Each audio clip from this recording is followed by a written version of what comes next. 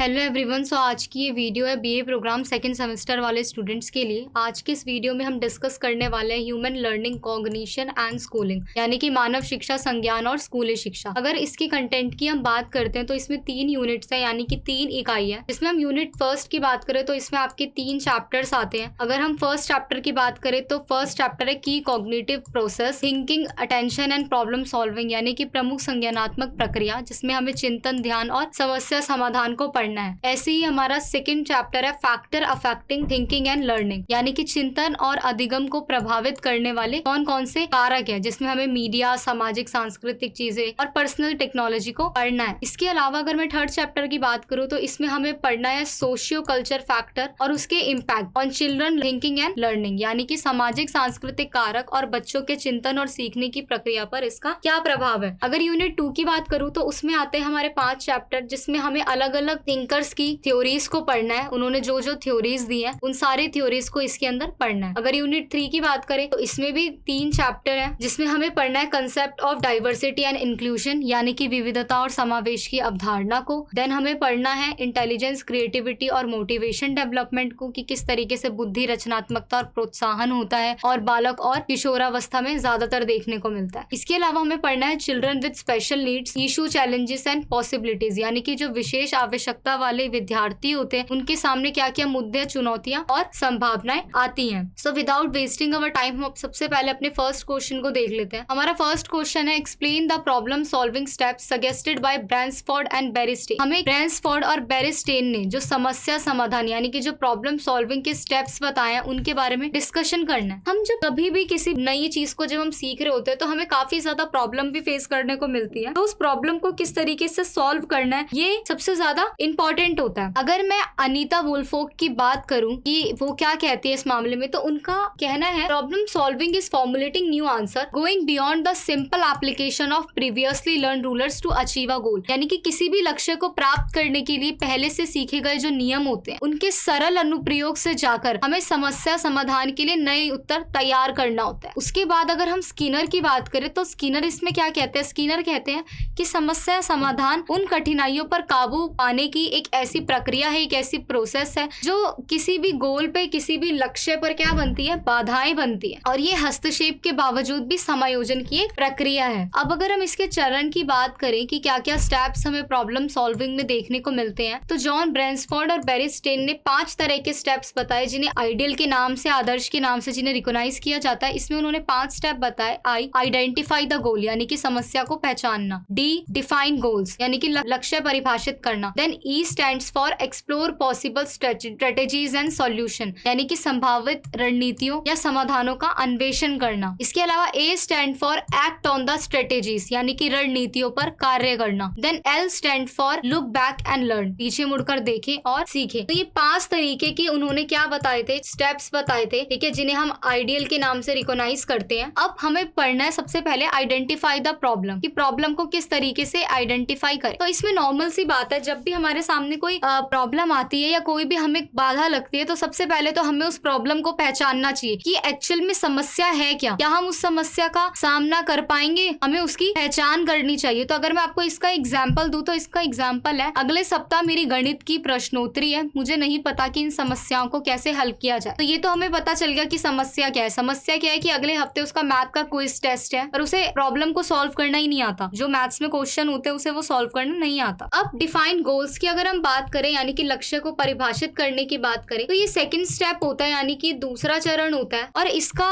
Main क्या होता है कि अपने लक्ष्य को या फिर अपना जो गोल है उसको पहचानना, उसको डिफाइन करना, ठीक है। क्यों? क्योंकि समस्या आती है वो चीज अलग है, लेकिन हमारा लक्ष्य क्या है, हमारा गोल क्या है और उसके कंसिक्वेंसेस क्या है, वो बिल्कुल डिफरेंट चीज है। इसके अलावा अगर बात करें हम इसमें फिर से उसी एग्जाम्पल को आगे बढ़ाते हुए, तो इसमें है मैं अपनी गणित प्रश्नोत्तरी में अच्छा प्रदर्शन करना चाहता हूँ। तो उसने अपना गोल को आइडेंटिफाई कर लिया कि वो चाहता क्या है, कि वो अपने मैथ क्विज में एक अच्छा प्रदर्शन करे, वो वेल करे। तो अब इसमें हम जान सकते हैं कि उसने अपना पहले प्रॉब्लम पहचानी। प्रॉब्लम क्या थी कि अगले हफ्ते मैथ्स का टेस्ट है, अब उसने गोल डिसाइड किया कि वो अच्छा करना चाहता है। अब एक्सप्लोर पॉसिबल स्ट्रेटेजीज, यानी कि संभावित रणनीतियों का अन्वेषण करना। अब वो क्या करेगा इसके बाद, इस चरण में क्या किया जाता है कि वो नोट्स की हेल्प, मतलब अलग अलग जगह से एक्सप्लोर किया जाता है, ठीक है, एक्सप्लोर करना चाहिए और उस प्रॉब्लम से कैसे कैसे निपट सकते हैं इसके बारे में सोचना चाहिए, चाहे हम अपने फ्रेंड की हेल्प लें, किसी बुक की हेल्प लें, नोट्स की हेल्प लें, किसी भी तरीके से उस प्रॉब्लम को सॉल्व करना हमारा मेन काम हो जाता है। अब जैसे उसी एग्जाम्पल को यहाँ पे बढ़ाते हुए बात करें तो I review the text book, I ask for math help from a friend, I look up the problem online, I email my teacher. तो उसने अब 3 तरीके निकाले। उसने क्या कहा, या तो मैं एक मित्र से गणित में सहायता मांग लेता हूँ, या मैं समस्याओं को ऑनलाइन देख लेता हूँ कि जो जो क्वेश्चन मुझे नहीं आ रहे मैं ऑनलाइन उसको देख के समझ लेता हूँ, या फिर मैं अपने शिक्षक को ईमेल कर देता हूँ और उनसे आंसर की उम्मीद रखता हूँ। तो उसने ये स्ट्रेटेजीज, ये जो जो हो सकती थी पॉसिबिलिटीज, उसको अपनाया। इसके बाद है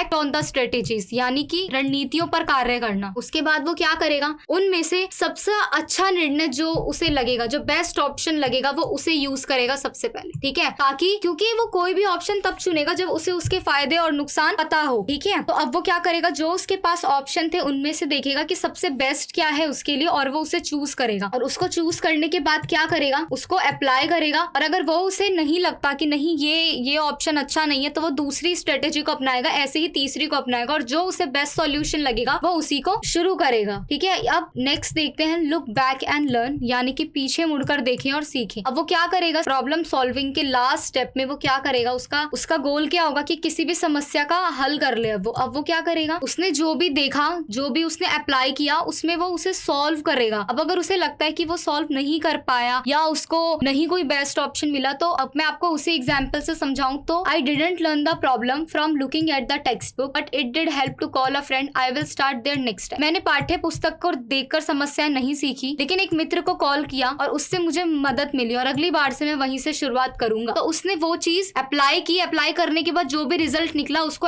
अपनाया, और फ्यूचर के लिए उसे रख दिया कि अब मैं नेक्स्ट टाइम से ऐसा चीज नहीं करूंगा। तो यही प्रॉब्लम सॉल्विंग के कुछ 5 स्टेप्स होते हैं, जिसमें सबसे पहले आपको अपनी प्रॉब्लम को आइडेंटिफाई करना है, फिर अपने गोल को कि आप चाहते क्या हो, फिर अलग अलग जगह से स्ट्रेटेजीज को एक्सप्लोर करना है कि आप किस किस तरीके से उस प्रॉब्लम से, उन समस्याओं से निकल पाते हो, और उन समस्याओं से निकलने के बाद आपको कोई बेस्ट जो होता है वो अप्लाई करना होता है, और उसके बाद जो भी उसके कंसिक्वेंसेस निकले उसे अपनाना होता है। तो यही था इन थिंकर का ये problem solving process. Question number 2 is analyse the factors affecting thinking and learning, यानी कि चिंतन और अधिगम को प्रभावित करने वाले जो कारक हैं, हमें उनके बारे में चर्चा करनी है। सबसे पहले तो हमारे लिए जानना बहुत जरूरी है कि लर्निंग क्या होती है और थिंकिंग क्या होती है। लर्निंग की अगर मैं सिंपल लैंग्वेज में बात करूं तो ये एक लाइफ लॉन्ग प्रोसेस होती है। जो हम सीखते हैं वो हम लाइफ टाइम सीख सकते हैं, हम जीवन भर हम कुछ ना कुछ सीखते ही रहते हैं। जैसे कि हम जन्म लेते हैं तो हम सबको समझना शुरू करते हैं, हम देखना शुरू करते हैं, फिर धीरे धीरे हम स्कूल जाना शुरू करते हैं, पढ़ना शुरू करते हैं, सुनना शुरू करते हैं, ठीक है, टीवी देखना शुरू करते हैं, फिर धीरे धीरे हमें पता चलता है कि हमें क्या पसंद है क्या नहीं। किसी ना किसी माध्यम से कुछ ना कुछ सीखते रहते हैं, जैसा कि रीडिंग हो गया, लिसनिंग हो गया, वॉचिंग हो गया, सब कुछ। लेकिन अगर मैं लर्निंग की बात करूं, यानी कि सीखने की अगर हम बात करें, तो ये सोशल और कॉन्जिनेटिव दोनों होता है, यानी कि जिसे हम सामाजिक भी कह सकते हैं और ज्ञानात्मक भी। सामाजिक क्या प्रक्रिया होती है, यानी कि अगर मैं सोशल प्रोसेस की बात करूं तो सोशल प्रोसेस एक ऐसी प्रक्रिया होती है जिसमें हम किसी समाज में रहते हैं तो हम उस समाज से अपने अनुभवों से सीखते हैं। हम उस समाज में रहकर जो हम देखते हैं, जो हम रोज महसूस करते हैं, आना जाना नाइबरहुड में, तो हमें जो एक्सपीरियंस मिलते हैं ना सोसाइटी के अंदर, वो सब कुछ आता है सोशल में। वहीं अगर मैं कॉग्निटिव की बात करूं कि कॉग्निटिव क्या होता है, ज्ञानात्मक की अगर मैं बात करूं, तो इसमें होता है जो भी हमने घटना देखी है, जो भी हमने कोई भी सीन देखा है, तो हम उसके बारे में सोच किस तरीके से सकते हैं, थिंक कैसे कर सकते हैं उस बारे में, फिर उस घटना को एनालाइज यानी कि उस घटना की व्याख्या किस तरीके से कर सकते हैं, और जो वो घटना हुई उसका मीनिंग क्या था ये भी हम ढूंढ सकते हैं। तो ये होता है कॉग्निटिव। अब अगर मैं बात करूं थिंकिंग की, जिसे हम सोच कहते हैं, थिंकिंग एक कॉग्निटिव एक्टिविटी है, ठीक है, एक संज्ञानात्मक गतिविधि है। क्यों? क्योंकि ये हमारी परसेप्शन और मेमोरी दोनों पे डिपेंड करता है, यानी कि हमारी धारणा क्या है, हमारी स्मृति क्या है, ये दोनों पर निर्भर करता है। कैसे? हम किसी चीज को लेकर अगर अपना पर्सपेक्टिव बना ले कि ये चीज ऐसी ही है, तो हम उसके बारे में सोचते हैं, या फिर हमने आज से 2 साल पहले कोई चीज देखी और वो सडनली हमारे सामने आ जाए, तो हम अपनी स्मृति यानी कि हमारी मेमोरी की वजह से भी उस चीज को ध्यान में रखते हैं, उस चीज के बारे में सोच पाते हैं। तो इसीलिए ये कॉग्निटिव एक्टिविटी है। लेकिन इसमें जो मेन चीज होती है वो क्या होती है, ये हमेशा किसी ना किसी पर्पस को अचीव करने के लिए होती है, यानी कि इसका कोई ना कोई उद्देश्य होता है जिसे ये क्या करना चाहता है, प्राप्त करना चाहता है। और इसी से जो ये कॉग्निटिव एक्टिविटी होती है थिंकिंग की, उसी से प्रॉब्लम सॉल्विंग बिहेवियर भी इसे कहा जाता है। क्यों? क्योंकि देखो इसमें सोचने की बात होती है। अगर कोई प्रॉब्लम हमारे सामने, कोई परेशानी आई भी है, तो हम इसकी हेल्प से उस समस्या को सॉल्व कर सकते हैं, उस परेशानी को हटा सकते हैं। अब अगर मैं बात करूं थिंकिंग और लर्निंग को कौन से फैक्टर्स जो हैं वो अफेक्ट करते हैं या प्रभावित करते हैं, तो सबसे पहले आता है मोटिवेशन। मोटिवेशन क्या होता है? मोटिवेशन है कि हम वो काम कर सकते हैं, हमें वो करना चाहिए। लेकिन इसमें एक जो मेन बात है वो क्या है? Student must have both intrinsic motivation as well as extrinsic, यानी कि आंतरिक प्रेरणा भी होनी चाहिए और बाहरी प्रेरणा भी। आंतरिक प्रेरणा जो हमारे मन से खुद से आ रही हो कि हम कर सकते हैं, हम कर सकते हैं, और बाहरी प्रेरणा जो बाकी के लोग हम पे फोर्स कर रहे हो कि हाँ तू कर सकता है, मोटिवेशन होता है। इसके बाद अगर मैं इंटेलिजेंस की बात करूं कि इंटेलिजेंस क्या होता है, देखो बुद्धि ही वो चीज होती है जो हमें एक पॉजिटिविटी देती है। पॉजिटिविटी कैसे? क्योंकि जो बुद्धि होती है, जो हमारी इंटेलिजेंस पावर होती है, वही तय करती है या निर्धारित करती है कि हमें क्या सीखना चाहिए, किस तरीके से हम सीख सकते हैं, हमें कौन कौन से ट्रिक्स अपनानी चाहिए किसी भी टास्क को कंप्लीट करने के लिए, कुछ भी सीखने के लिए। तो ये सब कुछ हमारी इंटेलिजेंस पावर ही बताती है। और इसके अलावा जो ये बुद्धि होती है वो हमारी किस चीज में हेल्प करती है, हम किसी चीज को सॉल्व कैसे कर सकते हैं, किसी बारे में सोच कैसे सकते हैं। अगर हमें किसी के साथ तर्क करना है, किसी बात पे डिस्कशन करना है, तो हम डिस्कशन कैसे कर सकते हैं। तो ये सारी जो चीजें होती है ना, क्या हमारे लिए सही है, क्या हमारे लिए सही नहीं है, तो ये जो सारी चीजें हैं, सही गलत की समझ, वो सब कुछ हमारी इंटेलिजेंस जो होती है, बुद्धिमत्ता जो होती है, उसी से हमें मिलती है। नेक्स्ट फैक्टर है इमोशन, यानी कि भावनाएं। अब इमोशन सबको पता है हमारी लाइफ में एक बहुत इंपॉर्टेंट रोल प्ले करते हैं। कैसे? क्योंकि जो भावनाएं होती है हमारे मन में, वो हमारी लाइफ को एक ब्यूटीफुल कलर से रंग देती है। हमारी लाइफ में जो सुख की चीजें आई हैं, यानी कि जो हैप्पी मोमेंट्स आए, हम उन्हें भी फील करते हैं, और कभी कभी लाइफ में सॉरोज भी आते हैं, यानी कि हमें दुख भी फील करना पड़ता है। अब अगर मैं इसमें नॉर्मल बात करूं तो देखो, जब भी हम किसी हैप्पी मोमेंट के बारे में सोचते हैं, मान लो आज से 1 महीने पहले हमारे साथ कुछ बहुत अच्छा हुआ, आपने एग्जाम दिया और आपने एग्जाम में टॉप कर लिया। अब आप उस चीज को सोचोगे तो आपको कितनी खुशी होगी ना, टॉप किया है, बहुत अच्छा इमोशन आएगा। वहीं आप किसी ऐसी घटना के बारे में सोचते हो जो काफी ज्यादा गुस्से वाली थी, तो ऑब्वियसली बात है आपको गुस्सा आएगा, आप एंग्री फील करोगे। तो यही चीज होती है कि जो इमोशन होते हैं ना, वो पॉजिटिव भी होते हैं और नेगेटिव भी होते हैं। अगर अच्छा सोचोगे तो हमें सकारात्मकता मिलेगी, यानी कि पॉजिटिवनेस मिलेगी, और अगर हम कुछ ऐसी घटना सोच रहे जो काफी ज्यादा बुरी थी, तो ऑब्वियसली बात है हमें नेगेटिविटी मिलेगी, यानी कि नकारात्मकता मिलेगी। उसके बाद अगर मैं नेक्स्ट फैक्टर की बात करूं, नेक्स्ट फैक्टर है एप्टीट्यूड, यानी कि कौशल। देखो एप्टीट्यूड मतलब होता है योग्यता। अब एक व्यक्ति को जन्म से ही पता होता है, या फिर हम कह सकते हैं कि जब वो धीरे धीरे बड़ा होने लगता है तो उसे पता चल जाता है वो किस कार्य को कर सकता है और किस काम को नहीं कर सकता। ये उसको अपनी जो एबिलिटी होती है, जो अपनी क्षमता होती है, कि उसे पहले से पता होती है। अब जैसे कि कुछ बच्चे क्या होते हैं, ह्यूमैनिटीज के सब्जेक्ट्स में अच्छे होते हैं, वो एसएसटी बहुत अच्छे से कर लेते हैं, हिस्ट्री, ज्योग्राफी सब कुछ अच्छे से कर लेते हैं, लेकिन वो मैथ्स में वीक होते हैं। उन्हें पता होता है कि मैं ये 2 सब्जेक्ट अच्छे से कर लूंगा, लेकिन मैं मैथ्स नहीं कर पाऊंगा। कुछ ऐसे भी होते हैं जिन्हें पढ़ाई में इंटरेस्ट ही नहीं होता, वो स्केचिंग में, पेंटिंग में, इन सब में इंटरेस्ट लेते हैं। या फिर कुछ ऐसे होते हैं जिन्हें इन सब में भी नहीं होता, उन्हें गेम्स वगैरह में होता है, वो अपना जो करियर है वो खेल वगैरह में बनाना चाहते हैं। तो ये जो हमारी एबिलिटी होती है ना, कि हम कौन सा काम कर सकते हैं, हम कौन सा काम नहीं कर सकते, इस पे भी हमारा थिंकिंग और लर्निंग का फैक्टर अफेक्ट करता है। इसके बाद बात आती है सेल्फ कंसेप्ट की, जिसे सेल्फ एस्टीम भी कहते हैं, सेल्फ इमेज भी कहते हैं, और सेल्फ एफिशिएंसी भी कहते हैं, यानी कि आत्म अवधारणा, जिसे हम आत्म सम्मान, आत्म छवि, आत्म प्रभावकारिता के नाम से भी जानते हैं। देखो आत्म अवधारणा या फिर सेल्फ कंसेप्ट क्या होता है कि एक व्यक्ति खुद को कितनी ज्यादा इंपॉर्टेंस दे रहा है, वो अपने बारे में कितना सोच सकता है, उसे अपने बारे में क्या क्या चीजें पता है। जैसा कि एग्जाम्पल की अगर मैं बात करूं तो किसी किसी को पता होता है कि हम क्या चीज कर सकते हैं और क्या चीज नहीं कर सकते, हमारा जो वैल्यू है, जो हमारा कंसेप्ट है, वो कहाँ तक सीमित है। जैसा कि एग्जाम्पल की बात करूं, I am brilliant in math and English but terrible at geography. मैं गणित और अंग्रेजी में तो बहुत अच्छा हूँ, लेकिन मेरी भूगोल बहुत खराब है। तो ये हमारा अपने लिए एक ओपिनियन होता है, हमारी ताकत क्या है, हमारी कमजोरी क्या है, हमारे अंदर क्या फॉल्ट है, क्या लिमिटेशन है, ये सब कुछ हमें पता होती है। उसी को हम क्या कहते हैं, सेल्फ कंसेप्ट। इसके बाद मैं नेक्स्ट की बात करूं तो नेक्स्ट फैक्टर है maturation and readiness to learn, यानी कि परिपक्वता और सीखने की तत्परता। कोई भी व्यक्ति कुछ भी मतलब वो सीखना चाहता है तो उसकी एक अवधि होती है, एक टाइम पीरियड होता है, एक सूटेबल पीरियड होता है, जिसमें उसे पता होता है कि वो ये काम सीख सकता है या नहीं। देखो एक प्रॉपर पीरियड की अगर मैं बात करूं तो वो कब होता है, यानी कि जो वो उचित अवधि होती है वो तभी होती है जब हमारा जो डेवलपमेंट है वो फिजिकली भी और इंटेलेक्चुअल भी, यानी कि अगर मैं शारीरिक और बौद्धिक की बात करूं तो वो डेवलपमेंट इतना हो चुका हो कि हम किसी की बात को सुन पा रहे हैं, उस बात को नोटिस कर पा रहे हैं, उसके बारे में डील कर पा रहे हैं, चाहे वो कैसा भी टॉपिक हो, कैसा भी मुद्दा हो।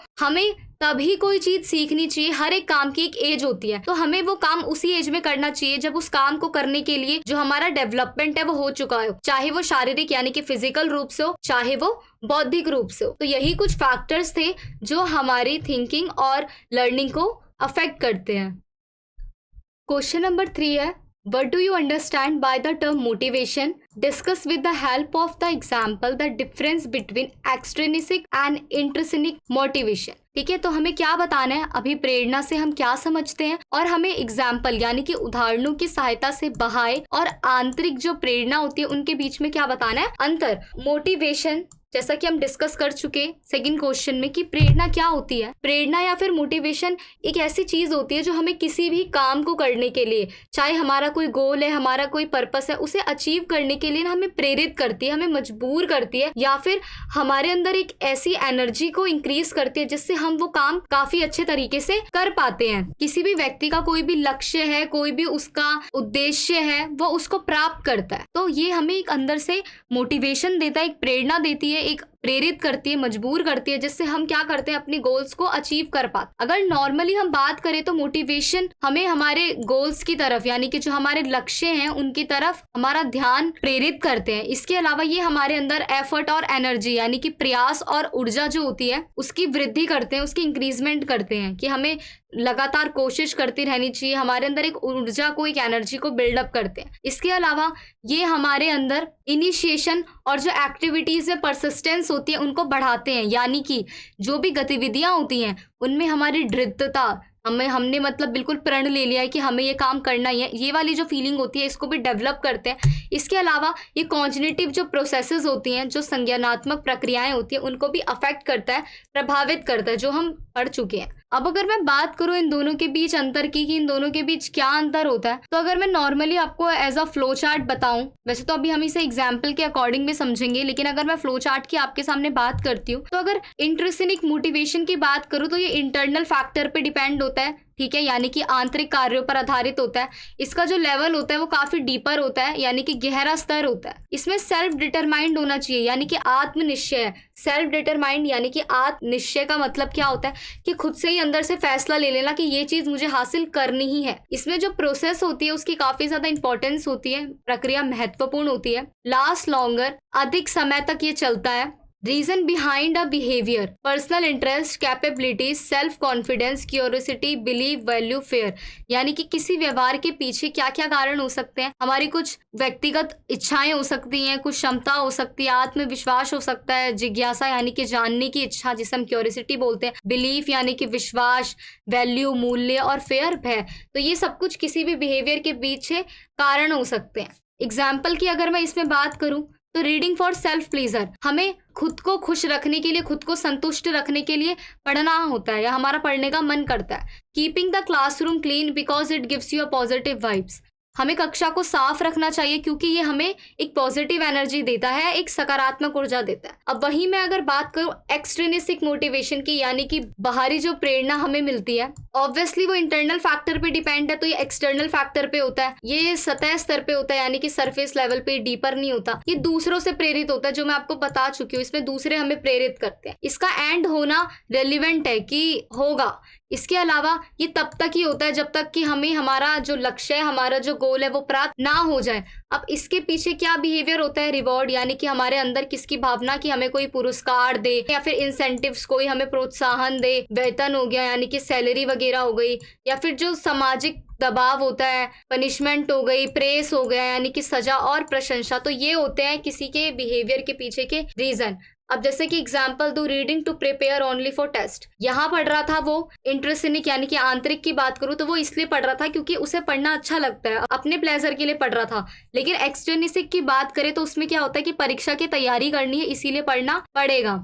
Cleaning your classroom for an inspection, वो उस क्लासरूम को साफ इसीलिए कर रहा था इंट्रिंसिक आंतरिक में कि वो हमें एक पॉजिटिव ऊर्जा देती है। चारों तरफ गंदगी होगी तो बहुत अच्छे ख्याल नहीं आएंगे ना। लेकिन एक्सट्रिंसिक यानी कि बाहरी में क्या होता है, इंस्पेक्शन वाले आ रहे हैं इसीलिए अपने क्लासरूम को क्या कर लो, साफ कर लो। अगर फिर भी हम एग्जाम्पल के अकॉर्डिंग इसकी बात करें तो हमें डिफरेंस बताना है एक्सट्रिसिनिक और इंट्रिसिनिक मोटिवेशन में। देखो, सिद्धार्थ को राइटिंग लिखना बिल्कुल पसंद नहीं है, लेकिन वो क्लास ए की वजह से ले रहा है। ए की वजह से वो क्लास ले रहा है, वो कारण क्या है? कक्षा में ए या फिर बी ग्रेड प्राप्त करना और जो राज्य बोर्ड परीक्षा होती है यानी कि जो स्टेट बोर्ड एग्जामिनेशन होती है उसकी स्कॉलरशिप को हेल्प करना। जबकि वहीं अगर हम महेश की बात करें, महेश को हमेशा से ही लिखना काफी पसंद है, वो भी स्कॉलरशिप चाहता है, लेकिन वो अपना फ्यूचर, अपना प्रोफेशन एक जर्नलिस्ट का अपनाना चाहता है, इसीलिए वो चाहता है कि उसे एक स्कॉलरशिप मिले। इसके अलावा वो जो लिखता है या वो जो चीज करता है, इसके अलावा भी वो कई नई नई टेक्निक सीख रहा है। तो ये एक एग्जाम्पल लिया मैंने आप लोगों के लिए। अब मैं आपको बताती हूँ कि इसमें एक्सट्रिंसिक मोटिवेशन क्या होता है, इंट्रिंसिक मोटिवेशन क्या होता है। देखो, जो सिद्धार्थ है वो अपने फायदे के लिए पढ़ रहा है। क्यों? क्योंकि उसे स्कॉलरशिप चाहिए, अच्छे ग्रेड चाहिए, पैसा चाहिए, इसीलिए इसे कहा जाएगा एक्सट्रिनिक मोशन यानी कि बाहरी प्रेरणा। वहीं अगर महेश की बात करें तो वो, उसको ये चीज पसंद है, उसको राइटिंग पसंद है, इसीलिए वो लिखता है। इसके अलावा वो अलग अलग चीजें सीख रहा है, मोरली जो भी उसको नैतिक चीजें अपने लिए सही लग रही हैं वो ये सारी चीजें सीख रहा है ताकि वो आगे जाके अपने प्रोफेशन को अपना सके। तो दोनों में एक फर्क है। जो सिद्धार्थ है वो सिर्फ अपने फायदे के लिए पढ़ रहा है, जबकि महेश इसीलिए पढ़ रहा है क्योंकि वो सच में जर्नलिस्ट बनना चाहता है, उसे राइटिंग करना पसंद है, वो अपने गोल की तरफ बिल्कुल ही एकदम मोटिवेट है। तो यही फर्क होता है एक्सट्रिंसिक और इंट्रिंसिक में, यानी कि आंतरिक और बाहरी जो प्रेरणा होती है उसमें यही डिफरेंस होता है। क्वेश्चन नंबर 4 है, do social culture factors have a profound effect on the cognitive development of children? Analyse, यानी कि बच्चों का जो संज्ञानात्मक विकास होता है उस पर सामाजिक जो सांस्कृतिक कारक होते हैं, जो फैक्टर होते हैं, उनका गहरा प्रभाव पड़ता है। हमें इस बात को एनालाइज करना है यानी कि इसका विश्लेषण करना है। तो अगर मैं बात करूं सोशल कल्चर इन्वायरमेंट की, कि सामाजिक सांस्कृतिक वातावरण होता क्या, एक ऐसा वातावरण जिसमें बच्चा क्या होता है, बड़ा होता है और इसी वातावरण के अंदर वो नई नई चीजें सीखता है और इसी लर्निंग का जो वो सीखता है उसकी लाइफ पे क्या पड़ता है, एक सिग्निफिकेंट इम्पैक्ट पड़ता है, यानी कि एक महत्वपूर्ण प्रभाव पड़ता है। अगर अब मैं बात करूं कि ऐसे कौन कौन से कारक है, उसमें सबसे पहले आता है फैमिली यानी कि परिवार। परिवार क्या होता है या परिवार का कैसे एक बच्चे के विकास पर प्रभाव पड़ता है? देखो, परिवार यानी कि फैमिली ही एक फर्स्ट और फंडामेंटल इन्फ्लुएंस होता है किसी भी सोशलाइजेशन प्रोसेस का, यानी कि कोई भी समाजीकरण की प्रक्रिया होती है उसमें परिवार जो होता है वो पहला बुनियादी प्रभाव होता है। कैसे? क्योंकि परिवार में ही बच्चा सब सीखता है, परिवार में ही उसे पता चलता है कि हमारी संस्कृति क्या है, हमारी कम्युनिटी क्या है, यानी कि हमारा समुदाय क्या है, क्या करें हम क्या ना करें। बच्चे को जो सही गलत की पहचान होती है वो अपने परिवार से ही मिलती है। तो इसीलिए कहा जाता है कि जो परिवार होता है पहला बुनियादी प्रभाव होता है। अभिभावक की या माता पिता भी लिख सकते हो आप इसे। तो जो बच्चे की शिक्षा होती है, जो बच्चे की लर्निंग होती है, परिवार में सबसे ज्यादा, फैमिली में सबसे ज्यादा जो बच्चे को इफेक्ट करता है वो होते हैं उनके पेरेंट। क्योंकि माता पिता अगर अपने बच्चों के साथ हेल्थी रिलेशनशिप बनाते हैं, एक अच्छा स्वस्थ संबंध बनाते हैं, तो वो जो बॉन्ड होता है वो काफी ज्यादा, आपको भी पता है, स्ट्रांग बनता है। और अगर आपके माता पिता आपसे अच्छा संबंध बना रहे हैं तो आप उनको कुछ भी खुल के बोल पाते हो और बच्चा उससे जल्दी ग्रो करता है, बच्चा उससे ज्यादा सीखता है। इसके अलावा नाइबरहुड और कम्युनिटी यानी कि पड़ोस और समुदाय। बच्चा जिस पड़ोस में रहता है, जिस कम्युनिटी यानी कि जिस समुदाय पे रहता है, वहां से भी अलग अलग चीजें सीखता है, चाहे वो लड़का हो चाहे वो लड़की हो। कई सारी आदतें जो होती हैं, जो हमारे हैबिट होती है, जो हमारे बिलीफ परसेप्शन होते हैं, वो सब कुछ बच्चा अपने पड़ोस से ही तो सीखता है। अगर एक हिंदू फैमिली का बच्चा है, सामने अगर एक मुस्लिम फैमिली रह रही है या एक सिख फैमिली रह रही है, क्रिश्चियन फैमिली रह रही है, तो वो उसके भी रिचुअल्स देखता है। वो देखता है कि क्रिश्चियन में मैरिज चर्च में होती है, सिख में कैसे होती है, सिख में कौन से फेस्टिवल मनाए जाते हैं, लोहरी कैसे मनती है। तो ये सारी जो चीजें हैं वो अपने पड़ोस से ही सीखता है, अपने आसपास की जो उसका समुदाय होता है उससे सीखता है और इससे भी उसके कई ज्यादा जो सोच होती है उसका विकास होता है ना। इसके अलावा अगर मैं बात करूं इन्वायरमेंट की, पर्यावरण या वातावरण जो हम लिखना चाहें इसे, बच्चे के संज्ञानात्मक विकास में यानी कि कॉग्निटिव डेवलपमेंट में जो हमारा इन्वायरमेंट है उसका भी काफी ज्यादा कह सकते हैं कि बहुत ज्यादा प्रभाव पड़ता है। है, कैसे अगर बच्चा एक गुड इन्वायरमेंट में रहेगा, एक अच्छे इन्वायरमेंट में रहेगा, उसके आसपास का जो वातावरण है वो काफी ज्यादा अच्छा होगा, तो बच्चा काफी ज्यादा विकास करेगा, उसकी जो बुद्धि होगी वो बढ़ेगी, ठीक है, उसको पॉजिटिवनेस मिलेगी, उसको सकारात्मक जो चीजें हैं वो मिलेंगी। तो इसीलिए एक जो इन्वायरमेंट होता है वो भी काफी ज्यादा इम्पैक्टफुल होता है। इसके अलावा अगर मैं बात करूँ स्कूल कल्चर की, यानी कि स्कूल संस्कृति की, तो आपको पता है कि स्कूल तो काफी ही ज्यादा इंपॉर्टेंट है। क्यों? क्योंकि स्कूल में टीचर्स मिलते हैं बच्चों को, जो कि पेरेंट्स का ही एक दूसरा रूप होता है, जिसमें बच्चे स्कूल जाते हैं तो सीखते हैं कि उनका लाइफ का विजन क्या है, मोटो क्या है, वो क्या करना चाहते हैं, क्या नहीं, किस तरीके से वो शिक्षा लेना चाहते हैं, वो किस चीज़ में कमज़ोर हैं, किस चीज़ में अच्छे हैं। जो ये सारी चीज़ें होती है वो उन्हें स्कूल के अंदर ही सीखने को मिलती है। सबसे बड़ी बात, स्कूल में वो यूनिटी सीखते हैं, स्कूल में वो इक्वालिटी सीखते हैं, सबकी सेम यूनिफॉर्म होती है, चाहे कोई किसी भी कास्ट से, किसी भी कम्युनिटी से बिलोंग करता हो, सबके सीखने का तरीका, सीखने की प्रक्रिया एक ही होती है। चाहे कोई सीख कैसे रहा हो वो बात अलग है, लेकिन टीचर सबको एक ही तरीके से पढ़ाता है। तो स्कूल का जो कल्चर होता है उससे भी बच्चा काफी ज्यादा चीजें सीखता है, जो कि उसका डेवलपमेंट करवाता है। इसके अलावा अगर मैं बात करूं तो सोशियो इकोनॉमिक स्टेटस, यानी कि सामाजिक आर्थिक स्थिति। अब सामाजिक आर्थिक स्थिति क्या होती है अगर आप लोग ये पूछोगे, तो सामाजिक आर्थिक स्थिति से रेफर किया जाता है इसे, इसका तात्पर्य होता है किसी भी व्यक्ति की सामाजिक स्थिति और आर्थिक स्वास्थ्य, यानी कि इकोनॉमिक हेल्थ और सोशल स्टेटस। अगर जो बच्चा किसी अच्छे परिवार में पैदा हुआ है तो वो काफी ज्यादा अलग होगा किसी गरीब बच्चे से। अगर दोनों बच्चों की तुलना करेंगे तो गरीब बच्चा थोड़ा कम बेहतर होगा और अमीर थोड़ा ज्यादा, क्योंकि उसे सारी फैसिलिटीज मिलती है। तो इसीलिए क्या होता है कि सामाजिक आर्थिक स्थिति में इन सारे भेदभाव को खत्म करके सबको एक फैसिलिटी प्रोवाइड की जाती है, जिससे जो बच्चा है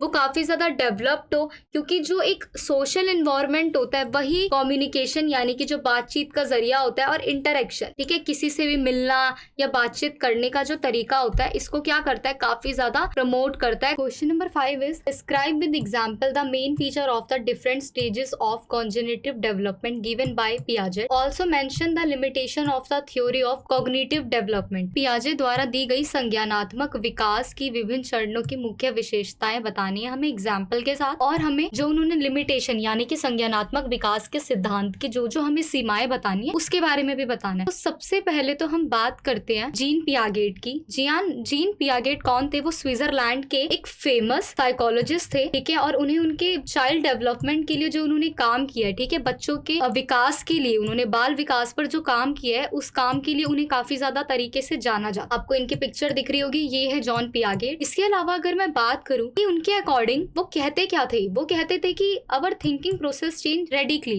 यानी कि हमारी सोचने की जो प्रक्रिया है वो जन्म से लेकर अब तक धीरे धीरे बदलती रहती है, और हम लगातार दुनिया को समझते हैं। हम पहले दुनिया क्या है, अब क्या है। अब आप देखो, आप पैदा होते हो, 2 साल में आप कुछ और सोचते हो, 3 साल में आप कुछ और सोचते हो, 10 साल के हो जाते हो तो आप कुछ और सोचते हो, फिर 15 साल हो के आपको समझ आता है कि पहले जो मैं सोचता था वो गलत था। फिर ऐसे ही 20 साल, 25 साल, और एट द एंड जब तक आप जीते हो 80 साल की उम्र तक आपकी सोच जो होती है वो बिल्कुल बदल चुकी होती है, और आप दुनिया को एक नए तरीके से देखते हो। तो वो इस बात का सपोर्ट करते थे। कॉग्निटिव डेवलपमेंट के बारे में बताती हूँ। देखो, सबसे पहली जो होती है सेंसरी मोटर, उसके बाद होती है प्री ऑपरेशनल, फिर कनक्री ऑपरेशनल, फिर फॉर्मल ऑपरेशन। अब इसमें सबसे पहली जो एज होती है वो 2 साल तक होती है, जन्म से लेके 2 साल तक, फिर 2 साल से लेके 7 साल तक, फिर 7 से 12, और फिर 12 से जब तक वो किशोर या किशोरी नहीं बन जाती। अब देखो, पहले वो ये बच्ची कैसे खेल रही है, फिर थोड़ी समझदार हुई तो वो खिलौनों से घर बना रही है, फिर वो स्कूल, और देन उसके बाद वो अपनी नई जो सोचने की क्षमता है उसको डेवलप कर लेती है। तो सबसे पहले हमें सेंसरी मोटर स्टेज को पढ़ना है, जो जन्म से लेके 2 साल तक की होती है। इसमें सिंपल सी बात है, आपको कुछ ज्यादा डीप नहीं जाना, बस इतना लिखना है कि इस एज में जो बच्चा होता है वो देखना, सुनना, हाथ हिलाना, टच करना, किसी को छूना, हंसना, ये सब कुछ काम करता है, ठीक है। वो वातावरण में रह के बहुत अच्छे से बस देखना, सुनना, ये सब कुछ ही शुरू करता है। अब इसके अलावा हम इसके अगर विशेषताओं की बात करें, क्योंकि पूछी गई है, अगर हम इसकी विशेषताएं की बात करें तो इसमें जो बच्चा होता है वो अपनी इंद्रियां, यानी कि जो अपनी सेंसेस होती हैं उन्हें ओपन करता है, आंखों से देखता है सबको। इसके अलावा बच्चे को पता चल जाता है कि कौन उसका है और कौन उसका नहीं है। अब देखो, रोज घर में उसे कोई एक जना ही गोदी ले रहा है, वो उसको पहचानने लग जाता है। अब आप कोई पड़ोसी आ रहा है, वो उसको गोदी ले रहा है तो वो रोएगा, क्यों? क्योंकि उसे पता चल जाता है कि ये मेरा अपना नहीं नहीं है। इसके अलावा वो हंसने खेलने लगता है और सबसे मेन बात 8 महीने का जब वो हो जाता है तो वो समझने लग जाता है ये चीज कि ये लोग उसके अपने हैं, जो कि मैं आपको बता भी चुकी हूँ। लेकिन इसमें एक नया चेंज ये आता है कि जब वो उन लोगों को नहीं देखता तो वो बेशक कुछ बोल नहीं पाता, पर वो अपनी आंखों से इधर उधर चारों तरफ देखता रहता है कि जो लोग अभी यहाँ पे थे वो कहाँ गए। अब आती है प्री ऑपरेशनल स्टेज, जो 2 साल से लेकर 7 साल तक के बीच होती है, जिसे प्री ऑपरेशनल स्टेज कहा जाता है। इसमें क्या होता है, बच्चा थोड़ा थोड़ा अपनी मेंटल फंक्शन को शुरू कर देता है, थोड़ा थोड़ा सोचने लग जाता है, ठीक है। लेकिन इस चरण में सबसे ज्यादा जो उसका विकास होता है वो किस में होता है, उसका डेवलपमेंट होता है लैंग्वेज, ठीक है, भाषा का उसका तेजी से विकास होता है, वो बोलना सीख जाता है। सबसे मेन बात इसमें यही है। इसके अलावा अगर हम इसकी कैरेक्टरिस्टिक्स की बात करें कि इसकी कैरेक्टरिस्टिक्स क्या है, तो इसमें छोटा बच्चा दुनिया का प्रतिनिधित्व करने में शामिल हो जाता है, वो बोलना सीख जाता है, सब कुछ समझना शुरू कर देता है। अब वो चीजों को सिंबॉलिकली भी समझने लग जाता है कि अगर आप उसको कोई साइन दिखाओगे कि अप का मतलब खड़ा होना है, डाउन का मतलब बैठना है, ऐसे सारी चीजें समझाओगे तो वो भी अब वो सीखने लग जाता है। इसके अलावा उसे पता चल जाता है कि दुनिया कैसी दिखती है, दुनिया कैसी है, उसे अब ये सारी चीजें समझ में आने लग जाती है। इसके अलावा उसे थोड़ा कक्षा में शामिल होने में, क्लास में उसे इन्वॉल्व होने में थोड़ा टाइम लगता है, क्योंकि कुछ बच्चे डरते भी हैं, लेकिन फिर भी वो अपना डेवलपमेंट करता है। इसके अलावा बच्चों के अंदर एक टेंडेंसी होती है नॉन लिविंग ऑब्जेक्ट के लिए, वो सोचता है कि खिलौने कैसे हैं, वो उनके साथ खेलना वगैरह भी शुरू करता है। इसके अलावा आती है थर्ड एज, जिसे हम कहते हैं कंक्रीट ऑपरेशनल स्टेज, जो ठोस परिचालन चरण होता है। ये 7 से 11 साल तक होता है। इसमें बच्चा अब रियलाइज करने लग जाता है दुनिया के बारे में, वो ग्रामर सीखने लगता है, वो मात्राओं के बारे में सीखने लगता है, उसको पता चल जाता है कि वो दुनिया को कैसे देखता है वो अलग बात है, लेकिन दूसरे उस दुनिया को अलग तरीके से देखते हैं। हर बच्चे में एक अपनी सोच होती है। उसके अलावा अगर हम इसकी कैरेक्टरिस्टिक की बात करें तो इसमें अब वो लॉजिकली सीखने लग जाता है, मतलब वो तार्किक रूप से सोचता है। अब वो ये समझ जाता है कि चीजें दिखने में बदल सकती है लेकिन उनका गुण वही रहता है। इसके अलावा इसमें बात होती है कि वो मानसिक रूप से चीजों को बदल भी सकते हैं, अब उन्हें बदलना आ जाता है। इसके अलावा अगर हम बात करें, इसमें बच्चे जो होते हैं वो थोड़ा सा ईगो उनमें कम हो जाता है और वो ये सोचने लग जाते हैं कि लोग क्या सोचेंगे, मम्मी क्या सोचेगी अगर मैंने ये कर दिया, पापा क्या सोचेंगे, दूसरों की फीलिंग को भी अब वो समझने लग जाते हैं। इसके बाद आती है फॉर्मल ऑपरेशन स्टेज, जो 11 साल के बाद आती है, जिसे हम कहते हैं औपचारिक परिचालन चरण। 11 साल से शुरू होता है लेकिन ये वयस्क होने तक चलता है, यानी कि जब तक आप किशोर नहीं हो जाते। अब इसमें क्या होता है, उसके माइंड का जो डेवलपमेंट होता है वो काफी ज्यादा अच्छे तरीके से होता है। अब वो प्रैक्टिकली सोचने लग जाता है, साइंटिफिकली सोचने लग जाता है, सिस्टमैटिक से हर चीज को करने लग जाता है, ठीक है। इसके अलावा इसकी अगर हम विशेषताएं की बात करें, मैंने आपको बताया, एक तो मेन बात यह है कि अगर एग्जाम में आप इन सब के फीचर भूल जाते हो तो जो मैं आपको इसमें बता रही हूँ कि ये होता क्या है, उसी के पॉइंट्स को आप विशेषता बना के भी लिख सकते हो अपने आंसर को बनाने के लिए। अब इस एज में आप ये लिख सकते हो कि बच्चों को आइडियाज आने लग जाते हैं, अब वो आर्ग्यूमेंट भी कर लेते हैं, अब उन्हें पता होता है उनके लिए क्या सही है क्या नहीं है, वो ईगो में भी रहते हैं, तो ये सारी जो चीजें हैं उनमें आती हैं। इसके बाद मैंने ये पिक्चर लगाई है, आप इन पॉइंट से भी समझ सकते हैं। अब मैं बात करने वाली हूँ लिमिटेशन की, कि लिमिटेशन क्या है। सबसे बड़ी बात है चरण सिद्धांत के साथ समस्या, यानी कि प्रॉब्लम विद स्टेज थ्योरी। अब इसमें क्या होता है, बच्चों के लिए पियागेट्स ने चरण तो बना दिए, स्टेज तो बना दी, लेकिन हर उम्र का बच्चा उसके लिए लेबल नहीं होता। हर बच्चे में एक अंतर पाया जाता है, और बच्चे में ही नहीं, जिस क्षेत्र में वो रह रहा है हर क्षेत्र बच्चों का अलग होता है, कम्युनिटी अलग होती है, सबका कल्चर अलग होता है। जरूरी तो नहीं है ना कि जो 4 स्टेजेस इन्होंने बताई है एग्जैक्टली सबके सब उसी ऑर्डर से, उन्हीं 4 चरणों से निकलेंगे। ऐसा नहीं है कि किसी की उम्र क्या है और आप ये जान लोगे कि बच्चा कैसे सोचता है, ऐसा तो हो ही नहीं सकता ना। तो यहाँ पे उनकी खराबी बताई गई है कि जरूरी नहीं है कि 7 साल का बच्चा सोचने लग जाए या 10 साल का बच्चा सोचने लग जाए। हर बच्चे की मेंटल एबिलिटी एक दूसरे से बहुत ज्यादा अलग होती है। इसके अलावा होता है अनसाइंटिफिक मेथड, यानी कि अवैज्ञानिक तरीके। रिसर्चर ने इन पे एक और आरोप लगाया, इन्होंने कहा कि पियागेट्स की थ्योरी में राइगर का लैक है, यानी कि कठोरता की कमी है। उन्होंने काफी विशेषताएं बताई, जैसा कि small sample size, control environment होना चाहिए, यूज ऑफ अनसाइंटिफिक मेथड, उन्होंने बहुत सारी चीजें बताई। तो इन्हें क्या किया गया, इन्हें इस बात पे क्रिटिसाइज किया गया, आलोचना की गई इनकी कि ऐसा नहीं होता। इसके अलावा अगर मैं बात करूं तो ओवरलुकिंग कल्चर इफेक्ट के बारे में कहा गया, यानी कि सांस्कृतिक प्रभावों की अनदेखी में इन्हें माना गया। इन्होंने क्या बोला था, इन्होंने विकास के जो चरण बताए, ठीक है, जो इन्होंने डेवलपमेंट के स्टेजेस बताए वो वेस्टर्न सोसाइटी और कल्चर से कहीं ना कहीं रिलेटेड होते थे। लेकिन अगर हम बात करें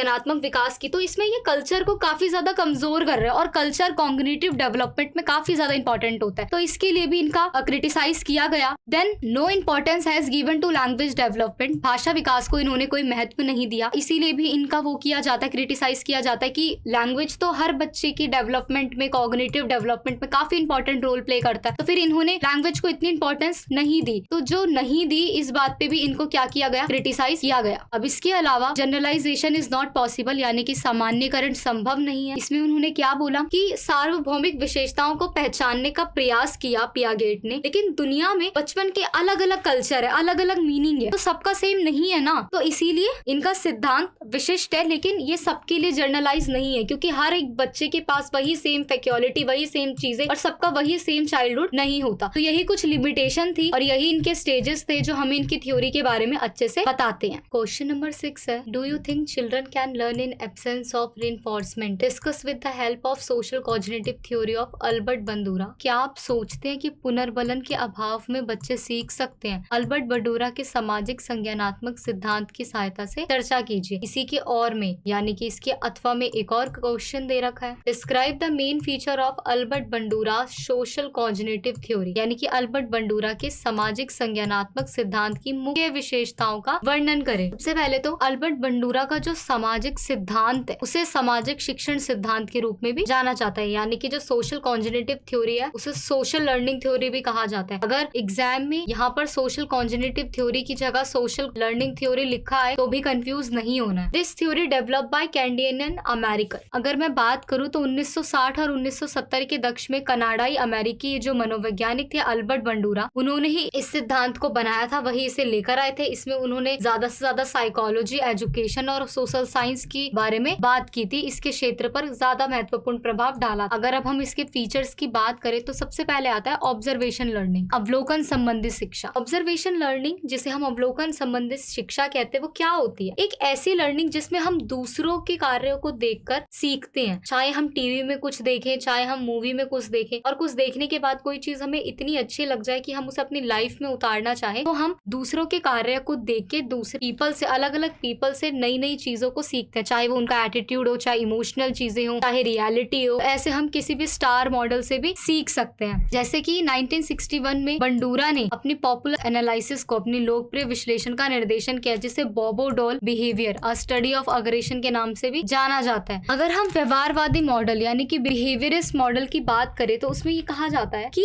व्यवहार बाहरी उत्तेजना की शुरुआत के बाद ही प्रदर्शित होता है, यानी कि जब तक हम किसी बाहरी कारक को देखकर इन्फ्लुएंस नहीं होते, वहां से कुछ नहीं सीखते, तो हमें कुछ भी समझ में नहीं आता। इसके अलावा अगर मैं बात करूं मॉडलिंग की, तो मॉडलिंग भी उन्होंने एक नया कंसेप्ट पेश किया और उन्होंने क्या कहा कि एक व्यक्ति जो है वो दूसरों से सीखता है, दूसरों के व्यवहार से व्यवहार करना भी सीखता है, चाहे वो उनकी रिवॉर्ड से सीखे या पनिशमेंट से। देखो, किसी को पुरस्कार मिला है तो हम उससे जो व्यवहार सीखेंगे वो होगा एक पॉजिटिव व्यवहार, लेकिन हम कभी कभी किसी के दंड से भी सीख जाते हैं। हमें पता चल जाता है कि ऐसा काम करने पर ऐसा हश्र हो, तो फिर जब हमें पता चल जाता है कि ये काम बुरा है तो हम उस चीज को भी सीख सकते हैं। अब बंडूरा ने 3 तरह के मॉडल की बात करी है, ठीक है, 3 प्रकार के मॉडल की बात करी है। पहला है एक लाइव मॉडल, यानी कि एक जीवंत मॉडल। इसमें उन्होंने क्या कहा है, एक ऐसा मॉडल जो शो कर रहा हो या फिर कोई एक्ट कर रहा हो, यानी कि अभिनय कर रहा हो। इसके अलावा वर्बल इंस्ट्रक्शन मॉडल, जिसे हम कहते हैं मौखिक अनुदेशात्मक मॉडल, जो किसको एक्सप्लेन करता है, जो एक्सप्लेन करता है बिहेवियर को, यानी कि व्यवहार। नेक्स्ट है सिंबॉलिक मॉडल, यानी कि प्रतीकात्मक मॉडल। ये जो हम ऑनलाइन मीडिया कार्यक्रम, टीवी, ये सब देखते हैं ना, तो जो इसमें दिखाने वाली चीजें होती है वो इसके अंदर आती हैं। अब अगर मैं बात करूं रेसिप्रोकल डिटरमिनिज्म की, जिसे हम कहते हैं पारस्परिक नियतिवाद, जैसा कि बंडूरा ने काफी सारे सिद्धांत दिए, तो उनमें से एक ये पारस्परिक नियतिवाद भी था, यानी कि रेसिप्रोकल डिटरमिनिज्म भी था। इसमें उन्होंने क्या बोला है, इसमें उन्होंने डायनेमिक इंटरप्ले को शो किया है, किसके बीच, एक पर्सन के बिहेवियर के बीच। मतलब वो क्या कहना चाहते हैं इसमें, वो कहते हैं कि किसी भी व्यक्ति का व्यवहार, उसकी संज्ञानात्मक प्रक्रिया और पर्यावरण, यानी कि जिस इन्वायरमेंट में वो रह रहा है उसी के बीच में निर्भर करता है। वो ये कहता है कि व्यक्ति जो भी कार्य करता है या जो भी डिसीजन लेता है वो अपने इन्वायरमेंट में रहकर लेता है, वहां से सीखता है। वो जिस स्थान पर रहता है उसी स्थान का व्यवहार वो करता है, और वो कहता है ये सारी चीजें आपस में जुड़ी हुई होती हैं। जैसा कि आपको भी पिक्चर में दिख रहा होगा, पर्सनल फैक्टर्स, इन्वायरमेंटल फैक्टर्स, फिर बिहेवियर किया जाता है, फिर दोबारा पर्सनल फैक्टर। तो जो ये साइकिल है, ये साइकिल क्या होती रहती है, चलती ही रहती है। इसके अलावा अगर हम नेक्स्ट फीचर की बात करें तो नेक्स्ट फीचर होता है सेल्फ एफिशिएंसी, यानी कि आत्म प्रभावकारिता। इसमें वो क्या कहते हैं कि किसी भी व्यक्ति को कोई भी जब विशेष कार्य, कोई स्पेशल वर्क या कोई स्पेशल टास्क या कोई स्पेसिफिक टास्क को अचीव करना हो, तब उन्हें सारी चीजों से ध्यान हटाकर खुद पे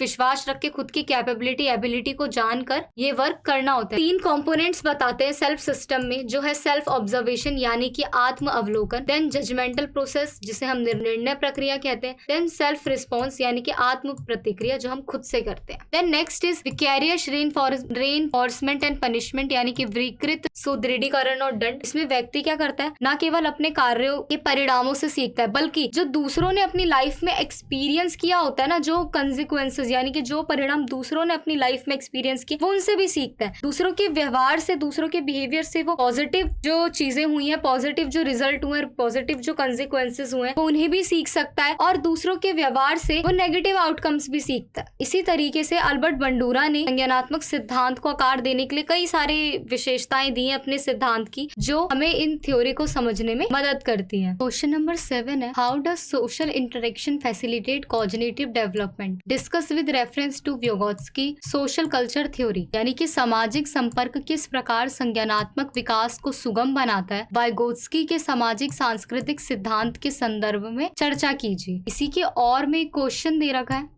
Elaborate on the role of culture in the process of cognitive development with the help of Vygotsky theory। Vygotsky के सिद्धांत की सहायता से संज्ञानात्मक विकास की प्रक्रिया में संस्कृति की भूमिका विस्तार से बताइए। सबसे पहले मैं आपको व्यागोत्स्की के बारे में बताती हूँ। व्यागोत्स्की कौन थे? वो एक रशियन मनोवैज्ञानिक थे, यानी कि एक साइकोलॉजिस्ट थे। कहाँ के? रूस के, इसीलिए उन्हें रूसी के मनोवैज्ञानिक कहा जाने लगा। और वो किस बात का सपोर्ट करते थे? वो ये कहते थे कि जो संस्कृति है यानी कि जो कल्चर है वो कॉग्निटिव डेवलपमेंट की प्रोसेस में काफी ज्यादा महत्वपूर्ण रोल प्ले करता है, यानी कि एकदम सिग्निफिकेंट रोल है उसका, उसकी प्रोसेस में। और वो किसको सपोर्ट करते थे, किस बात को, या उन्होंने किस बात को प्रस्तावित किया था? उन्होंने कहा था कि जो बच्चे होते हैं उनका जो कॉग्निटिव डेवलपमेंट होता है यानी कि जो उनका संज्ञानात्मक विकास होता है ना, व्यक्तिगत जैविक परिपक्वता नहीं है, यानी कि वो एक सोलरली प्रोडक्ट ऑफ इंडिविजुअल की बात नहीं है, बल्कि ये बात है कि बच्चा काफी ज्यादा इन्फ्लुएंस्ड होता है बाय द सोशल और culture context in the which the child grows and interacts. यानी कि बच्चा जिस सामाजिक स्थिति में, जिस संस्कृति में जन्म लेता है, जहाँ बच्चा बढ़ता है, बातचीत करता है, वो वहाँ की ये सारे कल्चर से काफी ज्यादा प्रभावित होता है। अब अगर मैं इसमें कुछ विचारकों की बात करूँ तो सबसे पहले मैं बात करती हूँ वर्चस्व और केनर की।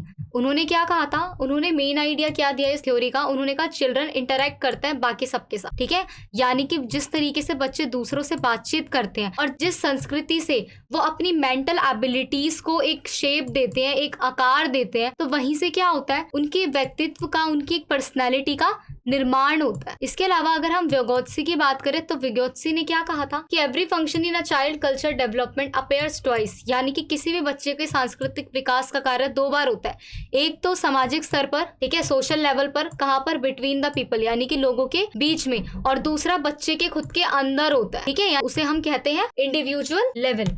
इसके अलावा अगर हम बात करें नॉलेज और कल्चर की, यानी कि ज्ञान और संस्कृति की अगर हम बात करें, तो व्यागोत्स्की ने कल्चर का जो ट्रांसमिशन होता है ना, यानी कि जो सांस्कृतिक चीजें हैं उनके ऊपर काफी ज्यादा महत्व दिया है। वो कहते हैं कॉन्जिनेटिव डेवलपमेंट में संस्कृति काफी ज्यादा इंपॉर्टेंट रोल प्ले करती है। वो कहती है जब भी हम अलग अलग व्यक्तियों के साथ बैठते हैं तो हम अलग अलग धर्म से जुड़ी, अलग अलग विश्वास से जुड़ी, अलग अलग वैल्यूज की चीजों को सीखते हैं। तो ऐसे ही बच्चे भी ये सारी नॉलेज लेते हैं, वो कल्चर से काफी ज्यादा सीखते हैं और फिर उसी के अकॉर्डिंग पूरी दुनिया को समझते हैं कि किस प्रकार से वो दुनिया को समझ सकते हैं।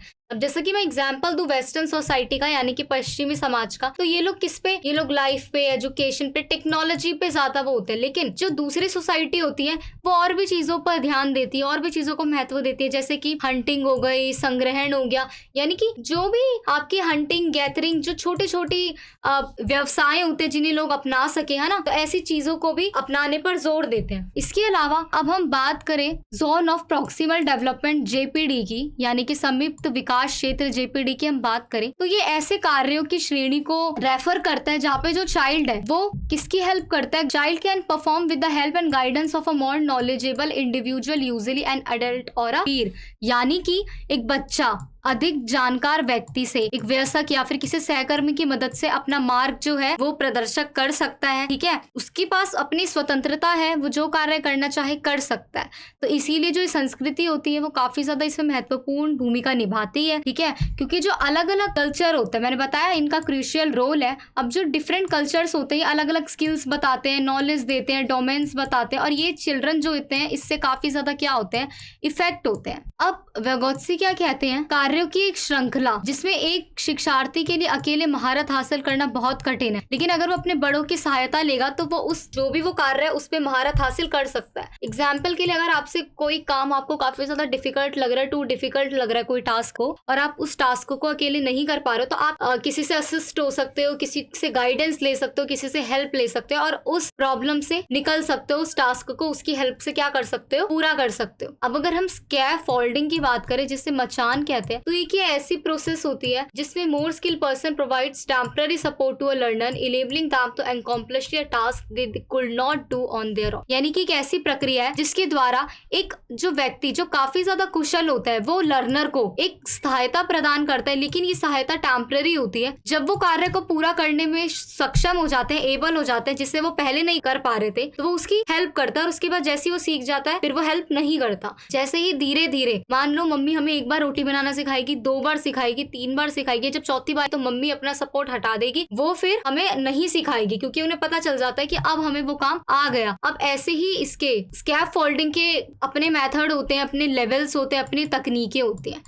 इसके अलावा अगर हम बात करें लैंग्वेज और थॉट की, ठीक है, भाषा और विचार की अगर हम इसमें बात करते हैं, तो vygotsky का बिलीव था कि लैंग्वेज भी एक क्रूशियल रोल प्ले करते हैं कॉग्निटिव डेवलपमेंट में, यानी कि भाषा भी संज्ञानात्मक विकास में काफी ज्यादा महत्वपूर्ण भूमिका निभाती है। क्यों? क्योंकि ये सिर्फ संचार का साधन नहीं है, ये सिर्फ मीन नहीं है कम्युनिकेशन का, बल्कि एक टूल भी है जो शेप करता है हमारी प्रोसेस। ठीक है, एक ऐसा उपकरण जो हमारे विचारों को, हमारे माइंड में जो थॉट्स आ रहे हैं उनको एक नया आकार देता है। क्योंकि भारत में हमें पता है कितनी ज्यादा कल्चर वेरिएशन है, कितनी अलग अलग बोले जाने वाली लैंग्वेज है, स्टाइल है, तो जो चिल्ड्रन है उसके पास सीखने के लिए बहुत कुछ है, वो अपने चारों ओर से ही कुछ ना कुछ सीख सकता है। जो अलग अलग कल्चर है, ठीक है, वो उसे अलग अलग लैंग्वेज सीखने में प्रमोट कर सकते हैं, और इसी से कॉग्निटिव जो डेवलपमेंट है वो काफी ज्यादा प्रभावित होता है। तो निष्कर्ष में हम कह सकते हैं कि जो vygotsky है वो एक रूसी मनोवैज्ञानिक, बाल मनोवैज्ञानिक थे। उन्होंने एक सामाजिक सांस्कृतिक सिद्धांत दिया, और उन्होंने हमेशा क्या बोला कि जो कल्चर है वो काफी ज्यादा इंपॉर्टेंट रोल प्ले करता है कॉग्निटिव डेवलपमेंट में, और उसके अलावा क्या क्या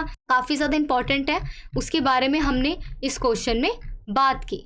क्वेश्चन नंबर 8 है, explain the difference between cognitive and experimental learning which learning was promoted by Rogers. यानी कि हमें संज्ञानात्मक और अनुभवनात्मक सीखना जो लर्निंग होती है उन दोनों के बीच क्या बताना है, उन दोनों के बीच अंतर बताना है, और ये बताना है कि जो रोजर्स थे उन्होंने कौन सी लर्निंग को बेस्ट माना था या फिर कौन सी लर्निंग को प्रमोट किया था, प्रचार किया था। सबसे पहले रोजर के अकॉर्डिंग अगर बात करें तो रोजर क्या कहते हैं, रोजर कहते हैं कि लोगों में सर्वश्रेष्ठ, यानी कि अगर लोगों को अपने अंदर की सबसे बेस्ट चीज लानी है, उसका जो बेस्ट तरीका है वो क्या है, प्रोसेस ऑफ लर्निंग। अगर लोगों को अपने अंदर से कुछ बेस्ट निकालने की जरूरत है तो उन्हें लर्निंग की प्रोसेस में कंटिन्यू रहना पड़ेगा, उन्हें कई सारी चीजें सीखनी पड़ेगी। तो उन्होंने 2 तरीके बताए, ठीक है, 2 वेज बताए जिससे हम लर्निंग सीख सकते हैं, हमें पता चल सकता है हमने क्या सीखा। एक है learning based on memory skill, जिसे हम कहते हैं स्मृति कौशल अनुभूति, या फिर कॉग्निशन और कॉग्निटिव लर्निंग यानी कि संज्ञानात्मक शिक्षण। अब यहीं से ये बात क्लियर हो जाती है कि जो रोजर है उन्होंने किसको प्रमोट किया था, उन्होंने कॉग्निटिव को यानी कि संज्ञानात्मक को प्रमोट किया था। अब अगर हम बात करें कॉग्निटिव और एक्सपेरिमेंटल लर्निंग की, ठीक है, इन दोनों के अलग अलग दृष्टिकोण हैं, दोनों की अलग अलग चीजें हैं। तो सबसे पहले अगर हम बात करते हैं कॉग्निटिव लर्निंग की कि कॉग्निटिव लर्निंग क्या होती है, इसके बारे में जाने तो cognition means the process in which knowledge is gained and understanding is fostered in the mind. यानी कि अनुभूति शब्द का अर्थ क्या होता है, एक ऐसी प्रक्रिया जिसमें क्या होता है, ज्ञान प्राप्त किया जाता है और फिर मन में समझ को बढ़ावा दिया जाता है, जैसे कि हम मन से ही समझ जाते हैं।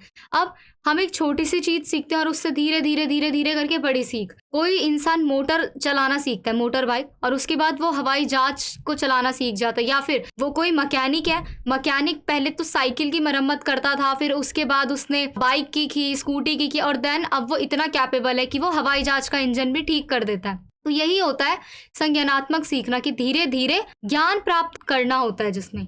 अब अगर हम इसकी प्रोसेस की बातें करें, इसमें जो लर्निंग इंक्लूड है उसमें सबसे पहले आता है मेंटल प्रोसेस यानी कि मानसिक प्रक्रिया। अब मेंटल प्रोसेस में क्या होता है, इसमें होती है सारी की सारी जो मेंटली एक्टिविटीज होती है ना, मेंटल एक्टिविटीज होती है यानी कि मानसिक जो गतिविधियां होती हैं। स्मृति आप लोगों को पता है, मेमोरी याद रखना, ठीक है, ध्यान देना यानी कि किसी चीज पे अटेंशन देना, रीजनिंग यानी कि तर्क वितर्क करना, ठीक है। तो इससे क्या होता है, सीखने वाला होता है जो लर्नर होता है वो बहुत सारी इंफॉर्मेशन को कलेक्ट करता है, उनके बीच कनेक्शन बनाता है, ठीक है, और नई नई जो नॉलेज है वो गेन करता है। इसके अलावा अगर मैं बात करूं अब इसका नेक्स्ट पहलू क्या है या इसके अंदर और क्या क्या इंक्लूड है, इसकी अगर मैं बात करूं तो इसमें है इंफॉर्मेशन प्रोसेसिंग यानी कि सूचना प्रसंस्करण। इसके अंदर क्या आता है, जो व्यक्ति है वो ऑर्गेनाइज करना सीखे, जानकारियों को कलेक्ट करना सीखे, उन्हें व्यवस्थित करना सीखे और उसके बाद उन सबको मिलाकर एक बेस्ट प्रेजेंटेशन बनाए, अपनी नॉलेज को बहुत अच्छे तरीके से एकदम मीनिंगफुल तरीके से क्या करे, रिप्रेजेंट करे। Then we have next point is learn centre. Learn centre क्या होता है, शिक्षक केंद्रित जिसे बोलते हैं, शिक्षार्थी केंद्रित जिसे हम कहते हैं। इसके अंदर क्या होता है, शिक्षार्थियों को अपने सीखने की प्रक्रिया में सक्रिय होना पड़ता है यानी कि उन्हें एक्टिव रहना पड़ता है। जिस भी चीज में वो पार्टिसिपेट कर रहे हैं उसमें उनका एक्टिव होना काफी ज्यादा इंपॉर्टेंट है। इसके अलावा वी हैव ट्रेडिशनल एजुकेशन जिसे हम कहते हैं पारंपरिक शिक्षा।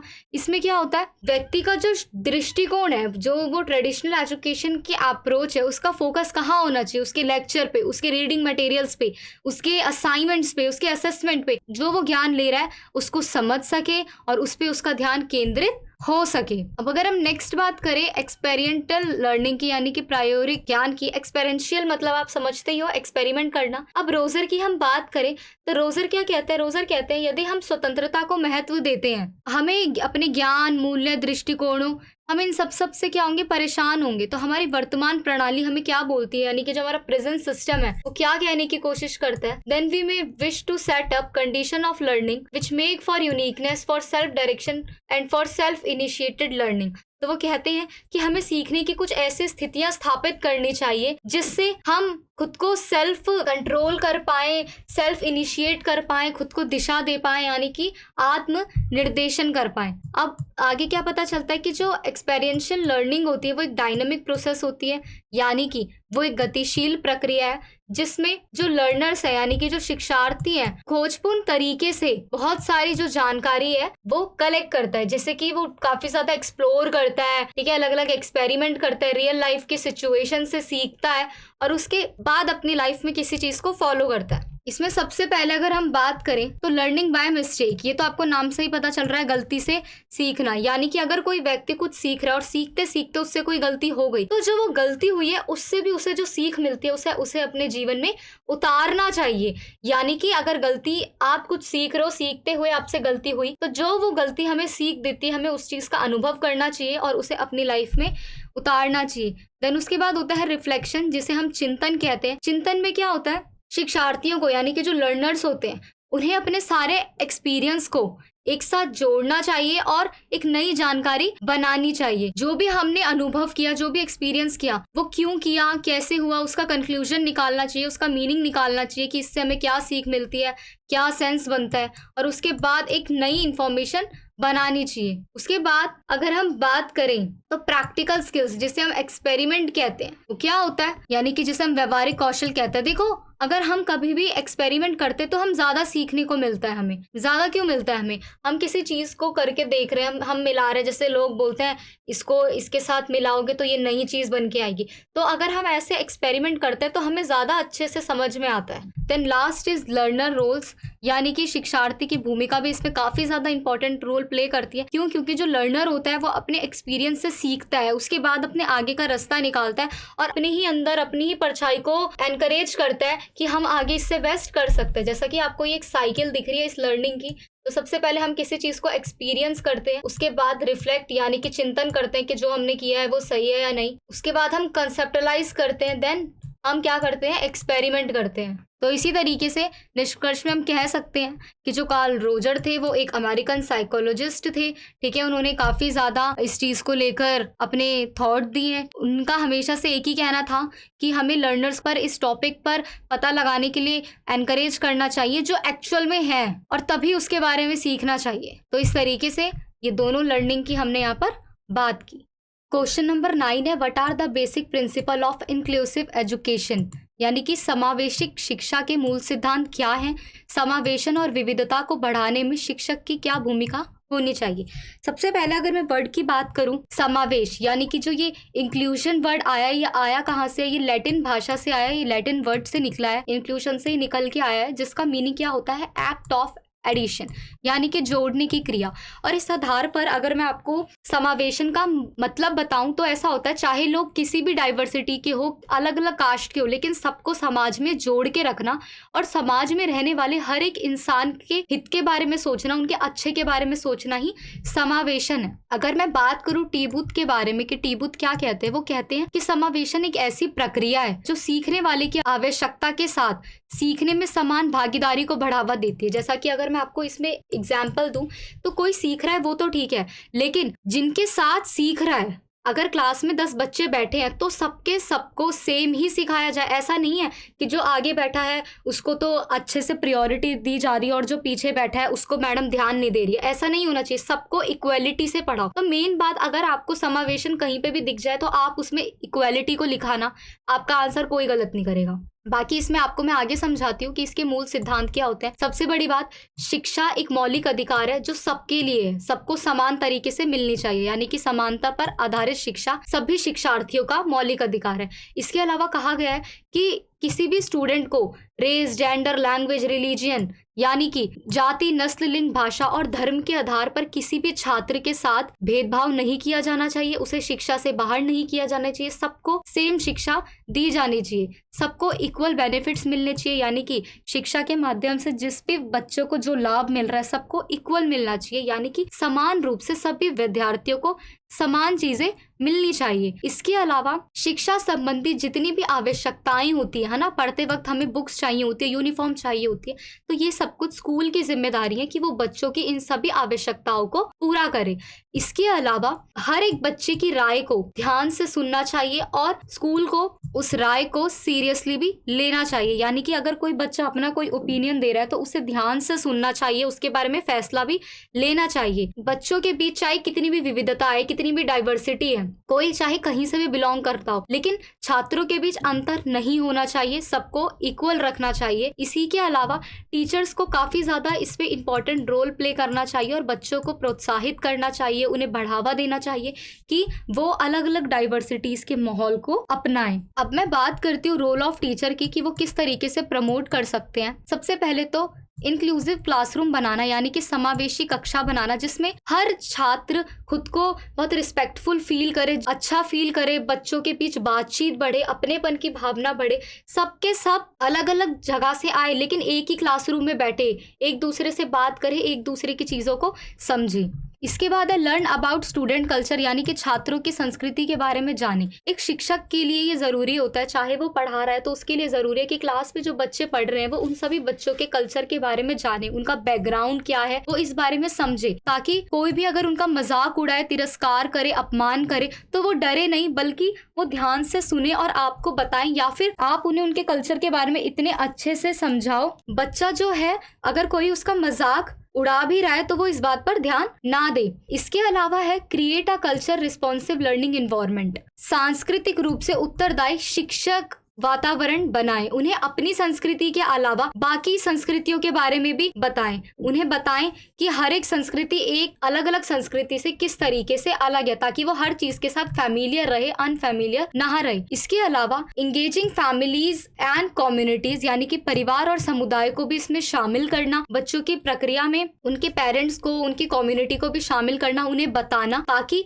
एक जो नेटवर्क या एक जो पार्टनरशिप हो वो काफी अच्छे तरीके से बिल्डअप हो। इसके अलावा एनकरेजिंग कोलैबोरेशन, यानी कि सहयोग को प्रोत्साहित करना, बच्चों के मन में सहयोग की भावना बनाए, हेल्पफुल भावना बनाए, ताकि वो एक दूसरे की मदद करे, एक दूसरा अगर कोई नीचे भी गिर रहा है तो वो उसे उठा सके, अगर उन्हें कोई एक्टिविटी करने को मिली है, कोई होमवर्क मिला है तो वो सब साथ में करे, एक दूसरे के डाउट सॉल्व करे और उनके बीच जो भाईचारा है वो बढ़े, एक दूसरे का वो हमेशा सहयोग करे। तो एट द एंड हम यही कह सकते हैं कि समावेशी शिक्षा का अर्थ होता है सबका एक साथ मिलकर पढ़ना और उनमें किसी भी प्रकार का, किसी भी तरीके का भेदभाव नहीं होना। और उसके अलावा हमने इस क्वेश्चन में पढ़ा है कि टीचर किस तरीके से क्लास में समावेशी शिक्षा को या फिर इंक्लूजन और डाइवर्सिटी को प्रमोट कर सकता है, उसे बढ़ा सकता है।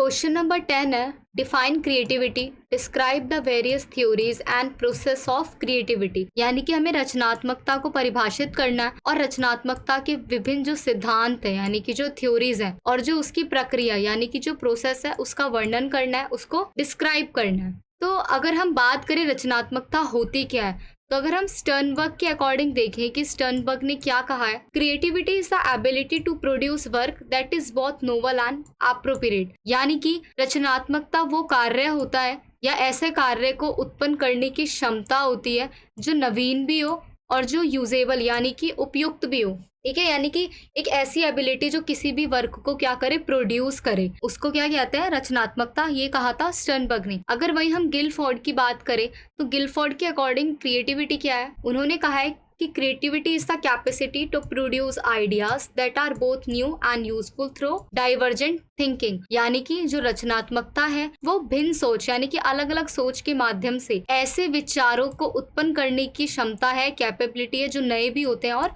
उपयोगी भी होते हैं। तो एक कहते हैं कि वर्क प्रोड्यूस करने की कैपेबिलिटी और दूसरे क्या कहते हैं, न्यू आइडियाज और न्यू थॉट्स को प्रोड्यूस करने की कैपेबिलिटी। तो यही है हमारी रचनात्मकता।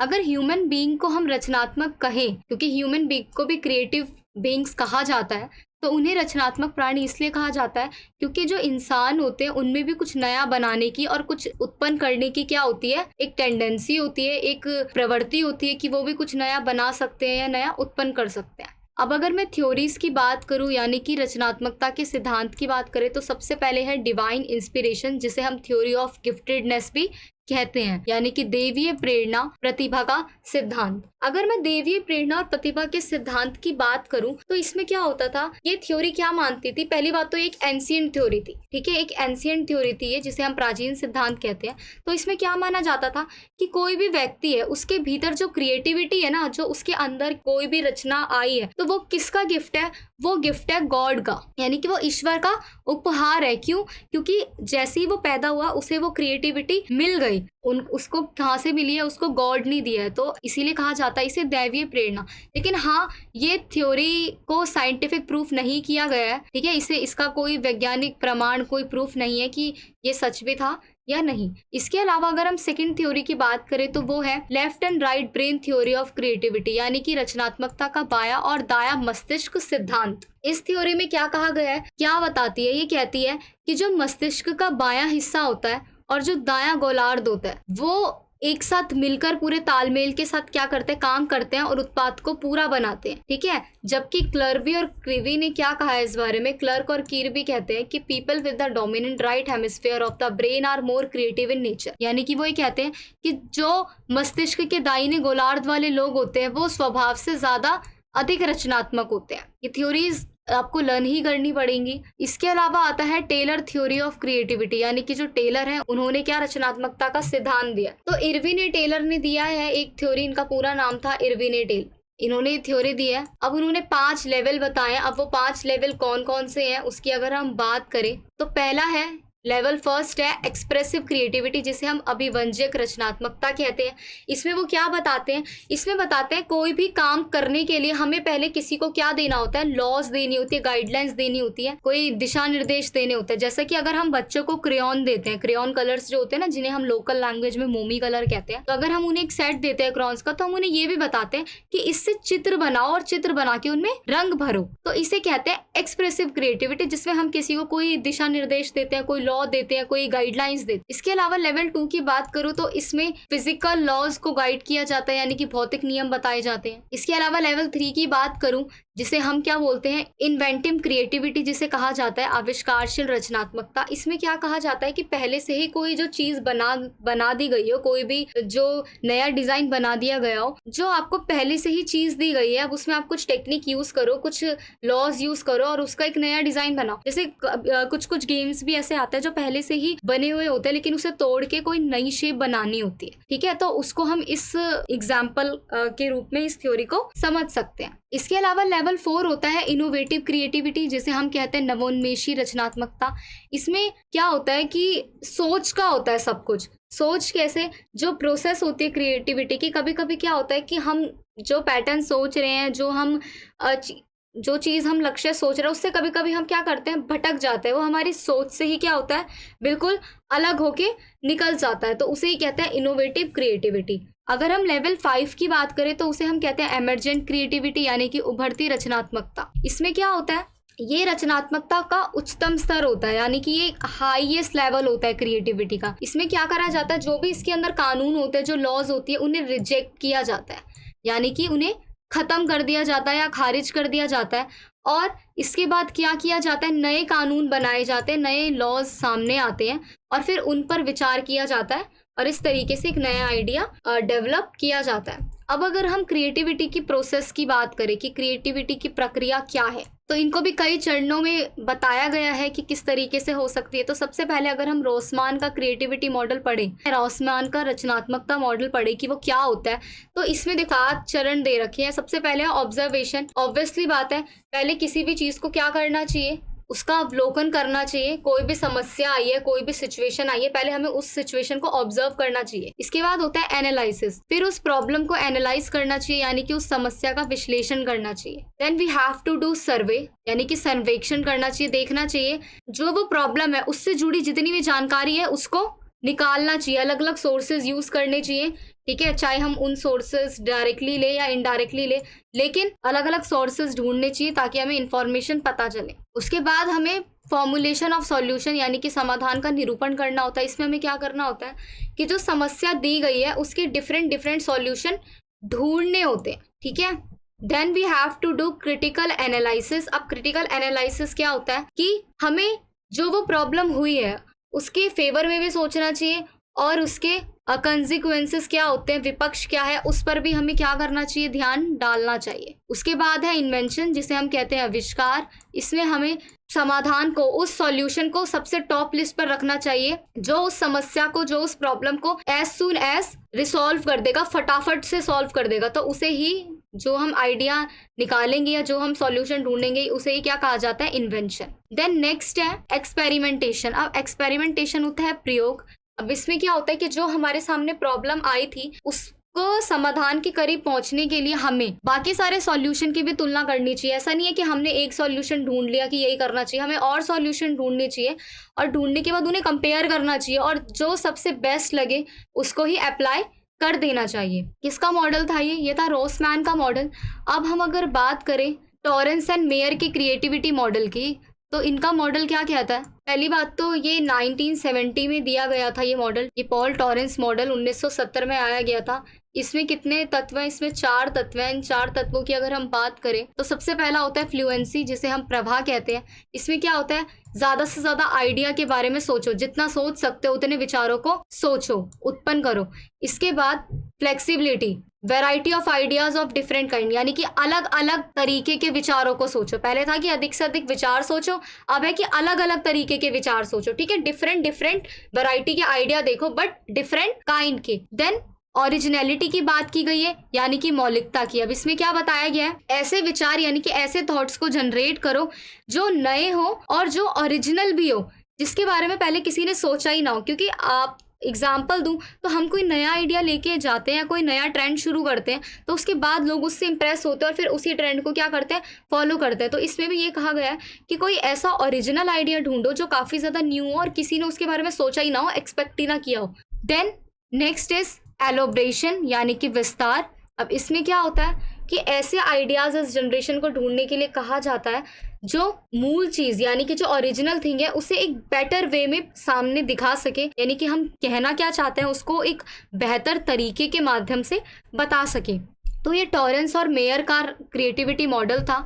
तो इसी तरीके से इस क्वेश्चन में हमने देखा कि क्रिएटिवनेस क्या होती है, उसकी प्रोसेस क्या होती है और उसकी थ्योरी क्या है, जो अलग अलग थिंकर्स ने दी हुई है। What is inspiration? What are the ways that children and teens stay motivated? यानी कि हमें बताना है कि प्रेरणा क्या होती है और वो कौन से तरीके हैं जिनसे बच्चे या फिर जो किशोर होते हैं वो प्रेरित रहते हैं। तो इंस्पिरेशन एक फीलिंग होती है, ठीक है, एक ऐसी भावना होती है जो किसी भी व्यक्ति को कुछ करने के लिए प्रेरित करती है, ठीक है, या फिर कुछ नए विचार देती है, कहीं से हमें प्रेरणा मिलती है कि हमें ये काम करना चाहिए, तो उसी को कहते हैं इंस्पिरेशन। अब अगर मैं बात करूं कि ऐसे कौन कौन से तरीके हैं जिससे चिल्ड्रन और टीन्स को मोटिवेट रखना चाहिए, उनको हमेशा प्रेरित करना चाहिए, तो उसमें सबसे पहले होता है identify the lead given by children, यानी कि बच्चों द्वारा दिए गए नेतृत्व को पहचाने। जैसे हम सबको पता है कि जो बच्चे होते हैं वो काफी ज्यादा क्या होते हैं, क्यूरियस होते हैं, उनमें जो जिज्ञासा होती है किसी भी चीज को जानने की वो ज्यादा होती है। जैसा कि ये चीज ऐसी है तो वो ऐसी क्यों है, किस लिए है, क्यों नहीं है वैसा। तो ये जो चीज होती है ना, जैसे छोटा बच्चा है वो आके आपको बोलेगा ये जो आसमान है वो नीला ही क्यों है, पीला क्यों नहीं है,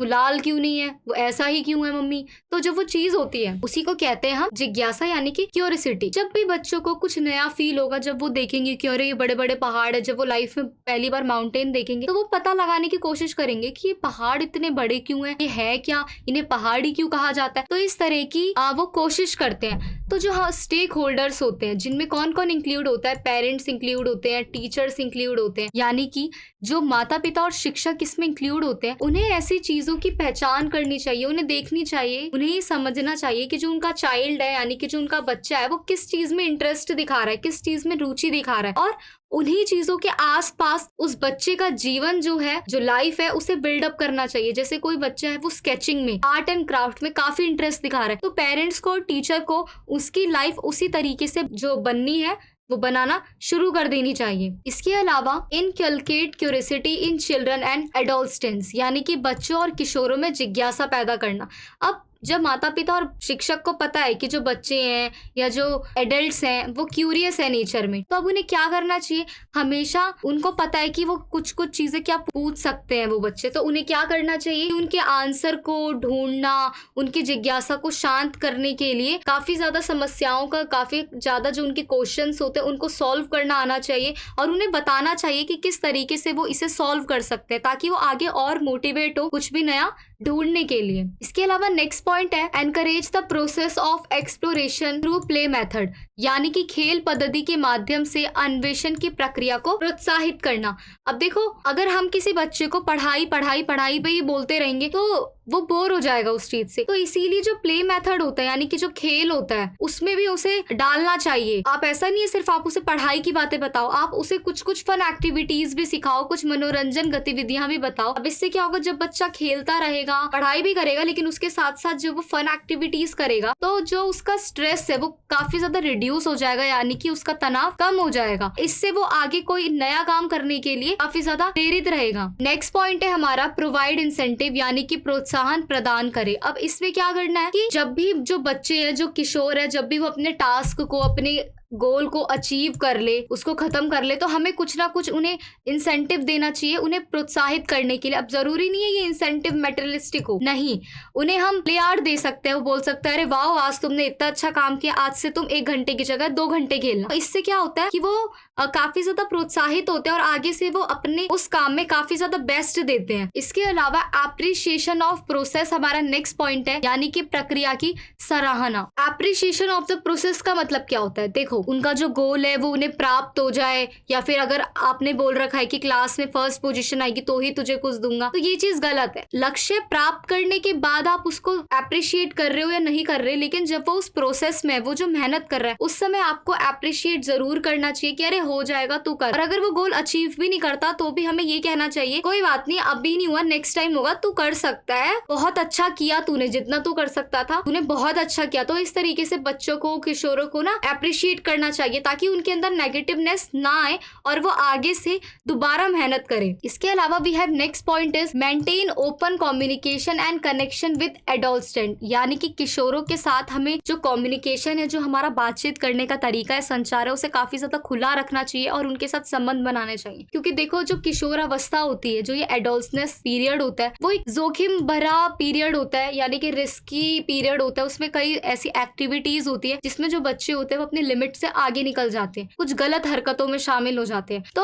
उन्हें उन गलत हरकतों से निकालने के लिए हमें उनके साथ कम्युनिकेशन जो होता है, जो बातचीत होती है, वो बहुत खुली तरीके से करनी चाहिए। उन्हें एक एज में आके बताना चाहिए, जैसे ही वो अपनी किशोरावस्था में आए तो उन्हें बता देना चाहिए कि क्या गलत है उनके लिए और क्या सही है, क्योंकि जब हम उन्हें बताएंगे तो ही वो इन गलतियां करने से बचेंगे, अपने भविष्य को, अपने फ्यूचर को खतरे में नहीं डालेंगे। क्योंकि कभी कभी ऐसा होता है कि दोस्तों के कहने में आकर या दोस्ती के चक्कर में बच्चे अपने लिमिट क्रॉस कर जाते हैं। तो इन चीजों को रोकने के लिए जो माता पिता होते हैं, जो पेरेंट्स होते हैं, जो टीचर्स होते हैं, जो काउंसलर होते हैं, उन्हें बच्चों का क्या बनना चाहिए, सपोर्ट सिस्टम बनना चाहिए, उनको सहानुभूति देनी चाहिए, उनको सहारा देना चाहिए और उन्हें ये विश्वास दिलाना चाहिए कि अगर तुम लाइफ में, अपने जीवन में किसी भी चीज को लेके काफी ज्यादा कंफ्यूज होते हो, तुम हमारे पास आ सकते हो, हम पे भरोसा कर सकते हो और जो भी तुम्हारे मन में चल रहा है वो हमें बता सकते हो। तो यही कुछ पॉइंट्स है, यही कुछ फैक्टर्स हैं जिनकी सहायता से हम बच्चों को, किशोरों को काफी ज्यादा इंस्पायर कर सकते हैं। क्वेश्चन नंबर 12 है, right short note on the following, यानी कि आपको संक्षिप्त टिप्पणी करनी है। First is element of thinking and attention, यानी कि चिंतन और ध्यान के तत्व। सेकंड इज सोशल लर्निंग, यानी कि आपको सोशल लर्निंग पे टिप्पणी करनी है। देन इंफॉर्मेशन प्रोसेसिंग अप्रोच, सूचना प्रसंस्करण उपागम। थ्योरीज ऑफ इंटेलिजेंस, बुद्धि के सिद्धांत। चिल्ड्रन विद स्पेशल नीड्स, विशेष आवश्यकता वाले बच्चे। तो आपको शॉर्ट नोट लिखने हैं। सबसे पहले अगर हम ए पार्ट की बात करें, element of thinking and attention की, यानी कि हमें चिंतन और ध्यान के तत्वों की बात करनी है। तो सबसे पहले तो हम दो लाइन में सिर्फ क्या बता देंगे कि हम थिंकिंग से क्या समझते हैं और अटेंशन से क्या समझते हैं, मतलब कि चिंतन और ध्यान से हमारा अर्थ है क्या। चिंतन सबको पता है एक कॉम्प्लेक्स प्रोसेस है, यानी कि एक जटिल प्रक्रिया है और जितनी भी संज्ञानात्मक गतिविधियां होती है, संज्ञानात्मक आपको पता है, या कॉग्निटिव जितनी भी एक्टिविटीज होती है ना, वो सारी इसी पर बेस्ड होती है। इन सारी प्रक्रियाओं का आधार ही क्या है, थिंकिंग।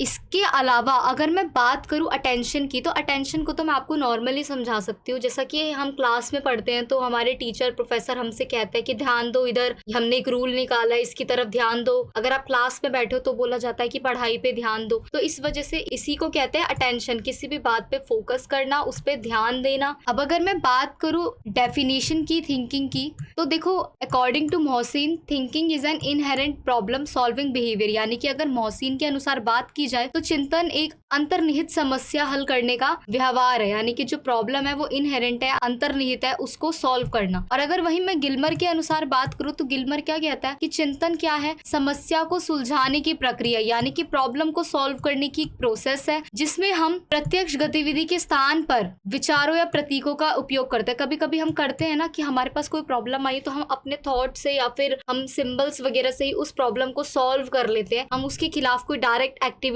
नहीं करते, गिलमर ने बताया है। इसके अलावा अगर हम अटेंशन की डेफिनेशन की बात करें तो डम्विल और रोस दोनों ने इसमें अपने अपने अकॉर्डिंग डेफिनेशन दी है इसकी। डम्विल क्या कहते हैं, ध्यान एक विषय पर दूसरे विषय पर केंद्रित करने बजाय चेतना की एकाग्रता, यानी कि attention is the concentration of consciousness on one subject rather than on another, यानी कि अगर किसी एक पे हमारा फोकस है तो वहां से दूसरे पर फोकस कैसे जाए, जो हमारा कंसंट्रेशन है उसको चेंज करने की जो बात होती है वही इसमें कही गई है।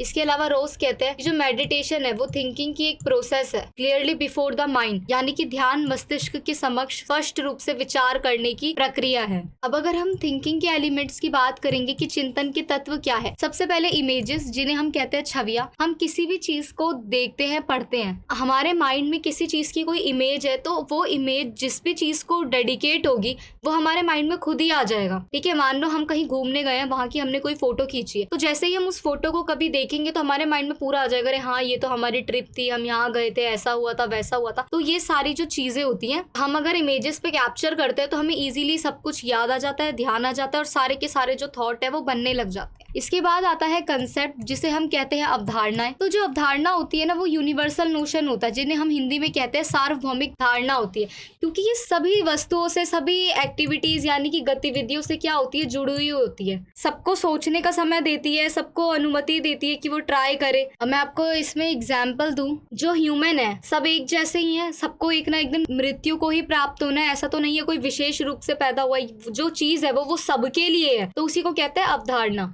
इसके बाद आता है सिंबल एंड साइन, यानी कि प्रतीक और संकेत। प्रतीक और संकेत भी हमें पता है, एग्जाम्पल दे रही हूँ, अगर स्कूल की बेल रिंग करने लग जाती है तो हमें पता चल जाता है कि छुट्टी बढ़ गई। कोई नारे वगैरह लगाए जाते हैं तो हमें पता है कि रैली जा रही है गली से। ट्रेन सिग्नल हो गया, ट्रैफिक सिग्नल हो गया, इन सबसे हमें पता है। रेड है तो हमें रुकना है, येलो है तो हमें स्टार्ट हो जाना है, ग्रीन है तो आगे बढ़ना है। तो इस तरीके से सिंबल और साइन भी हमारी बहुत सारी चीजों को हमें बता देते हैं, वो हमें तुरंत बताते हैं कि हमें क्या करना है और क्या नहीं करना है। इसके बाद आती है लैंग्वेज। लैंग्वेज भी इसका एक इफेक्टिव पार्ट है। कैसे? क्योंकि कम्युनिकेशन के लिए जो लैंग्वेज है वही सबसे ज्यादा मेन रोल प्ले करती है। लैंग्वेज ही नहीं होगी हमारे पास तो हम बात कैसे करेंगे, है ना। हम किसी भी भाषा में पढ़ रहे हैं, लिख रहे हैं, तो हमें उससे ही हमारे ही डेवलपमेंट को क्या मिल रहा है, एक नया रूप मिल रहा है। इसके अलावा अगर हम बात करें किसकी, ब्रेन फंक्शन की, यानी कि मस्तिष्क के कार्य। अब इसमें क्या होता है, हमारा जो ब्रेन होता है सबको पता है वही रिस्पॉन्सिबल होता है थिंकिंग के लिए, क्योंकि सब कुछ वही सोचता है। और इसीलिए हमारे दिमाग को क्या बोला जाता है, most important tool in the thought process, यानी कि सोचने की प्रक्रिया में सबसे जो महत्वपूर्ण प्लेस दिया गया है या उपकरण माना गया है, वो किसको माना गया है, हमारे माइंड को। माइंड ही नहीं होगा हमारे पास तो हम ना कुछ सोच पाएंगे ना हम कुछ कर पाएंगे। हम कुछ भी सोच रहे हैं, हम कोई भी काम कर रहे हैं, वो सब कुछ हमारे ब्रेन के कंट्रोल में कर रहे हैं। इसीलिए ये वाला एलिमेंट भी काफी ज्यादा इसके लिए इम्पोर्टेंट है। अटेंशन की हम बात कर ही चुके हैं कि अटेंशन क्या होता है। अब आते हैं एलिमेंट्स किसके, अटेंशन के। इसमें सबसे पहले है नेचर ऑफ द स्टिमुलस, यानी कि उद्दीपन की प्रकृति। इसमें क्या होता है, जितने भी अलग अलग प्रकार के स्टिमुलस होते हैं वो हमारा अटेंशन खींचने में इतने एबल नहीं होते कि वो हर चीज पे हमारा अटेंशन, हमारी अट्रैक्टिवनेस जो होती है वो खींचे।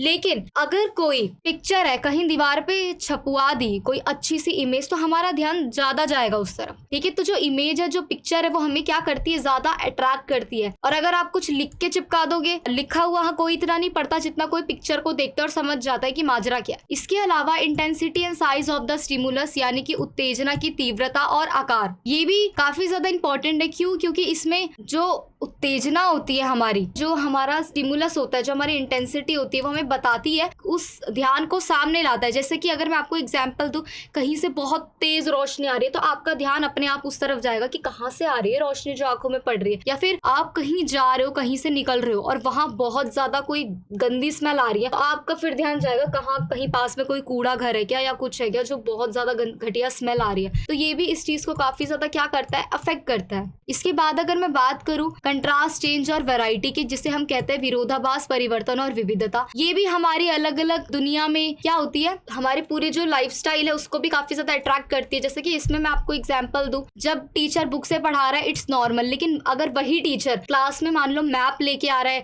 या कोई चार्ट लेकर आ रहा है और उसके अकॉर्डिंग बच्चों को वो दीवार पे लग के समझा रहा है, या आजकल हम स्मार्ट क्लासेस का यूज करने लग गए हैं, ऐसा हो रहा है, तो बच्चा ज्यादा अट्रैक्ट होता है उसकी तरफ। एक बुक में सेम लाइन लिखी है और आप एक बोर्ड पे चार्ट के माध्यम से आप कुछ समझा रहे हो, तो बच्चा वो चीज ज्यादा जल्दी समझेगा as compare to your book. तो वो भी इसमें कहा गया है। इसके अलावा रेपिटेशन ऑफ स्टिमुलस, यानी कि उत्तेजना की पुनरावृत्ति। इसमें क्या होता है, किसी चीज पे हमारा अटेंशन किसी चीज पे देने का काफी ज्यादा मतलब इंपॉर्टेंट है। एक बार कहीं से ध्यान हटा भी रहे हो तो बार बार वो उसी क्रिया को दोहराएगा। रेपिटेशन से समझ आ रहा है आपको कि वो बार बार उस चीज को करेगा। जैसे कि आप कहीं से जा रहे हो और किसी ने आप पे तेज लाइट मारे, आप एक बार इग्नोर कर दोगे, अगर उसको दिख रहा है कि आप इग्नोर कर रहे हो तो वो आपको बार बार बार बार मारेगा, तो आप 6 में से एक बार तो देखोगे उसकी तरफ, है ना। तो उसी को कहा जाता है रेपिटेशन। जब कोई बार बार एक ही चीज को दोहराए तो हमारा ध्यान वहां पर चला ही जाता है। उसके बाद है मूवमेंट ऑफ द स्टिमुलस, उत्तेजना की गति। इस चीज में जो मूवमेंट होती है, जो गति होती है, वो भी हमारा ध्यान काफी तेजी से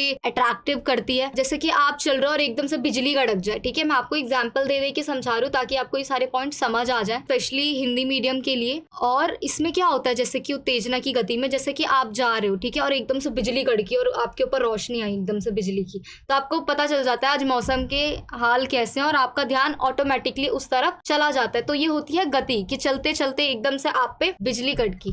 तो इसी तरीके से ये हमारे कुछ पॉइंट्स है, यही हमारे कुछ तत्व हैं। अंत में हम कह सकते हैं कि चाहे अटेंशन हो चाहे थिंकिंग हो, दोनों ही काफी ज्यादा फंडामेंटल है कॉग्निटिव प्रोसेस के लिए। दोनों ही हमारा इंटरेक्ट कराते हैं दुनिया के साथ। हमारे सामने जो चुनौतियां आती है, जो चीजें आती है, उसमें सारे तत्व काफी ज्यादा इंपॉर्टेंट रोल प्ले करते हैं। नेक्स्ट है सोशल लर्निंग, यानी कि अब हमें बात किसके बारे में करनी है, सोशल लर्निंग के बारे में। अगर हम इसके इंट्रो की बात करें, सोशल लर्निंग जिसे हम सामाजिक अधिगम भी कहते हैं, ये ना किसी भी चीज को ऑब्जर्व करने का या फिर सीखने का तरीका है। सोशल लर्निंग यही होती है ना जिसे हम समाज से कुछ सीखते हैं, है ना, तो इसे कहते हैं सामाजिक अधिगम।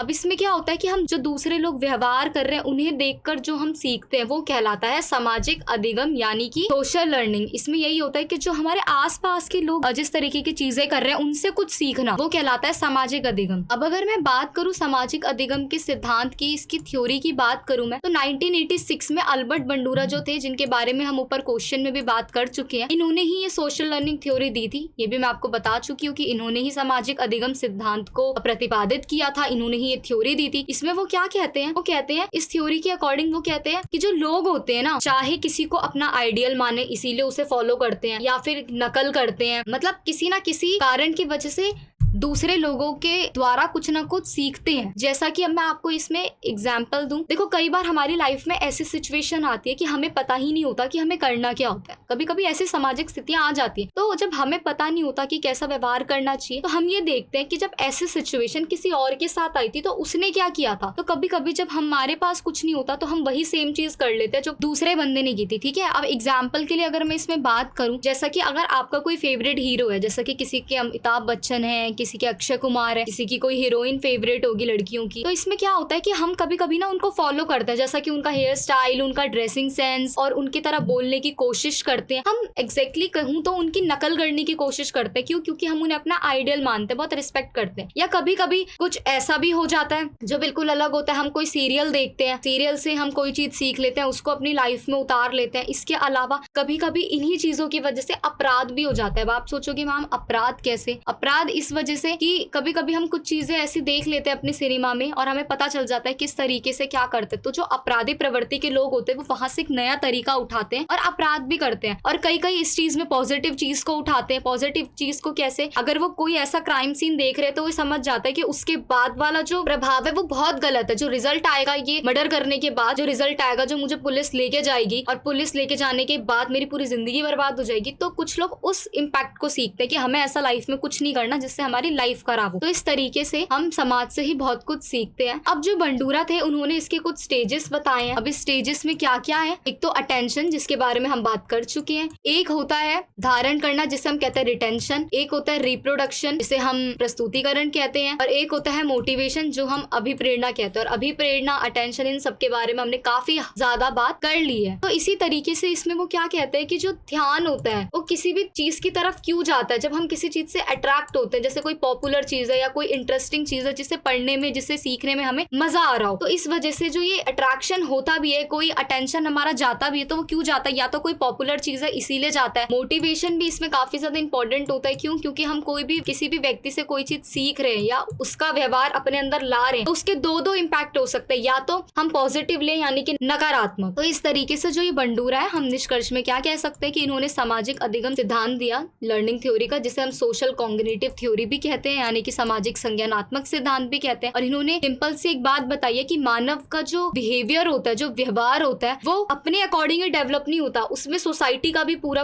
क्या होता है, रोल होता है। सोसाइटी भी इसमें काफी ज्यादा साथ देती है। सी है इंफॉर्मेशन प्रोसेसिंग अप्रोच, यानी कि सूचना प्रसंस्करण उपागम। सूचना प्रसंस्करण उपागम यानी कि जिसे हम इंफॉर्मेशन प्रोसेसिंग अप्रोच कहते हैं, वो हमें क्या बताता है? वो हमें बताता है कि सूचना को स्मृति में कैसे संग्रहित किया जाए, यानी कि अगर कोई इंफॉर्मेशन हमें मिली है तो हम उसे मेमोरी में किस तरीके से स्टोर करें, उसे याद किस तरीके से करें कि वो हमारे दिमाग से निकले ही नहीं। क्योंकि देखो, अगर हम मानव की बात करें, किसी भी ह्यूमन बीइंग की बात करें, अगर उसके माइंड की बात करें, तो वो भी कंप्यूटर की तरह ही होता है। उसमें भी हम अलग अलग थॉट्स, अलग अलग चीजें अपने माइंड में भरते हैं ताकि हमें याद हो जाए। कभी हम अपने इन्वायरमेंट से कुछ सीखते हैं, कभी हम अपने नाइबरहुड से कभी कुछ सीखते हैं, कभी कम्युनिटी से, कहीं ना कहीं से हम कुछ ना कुछ सीखते हैं।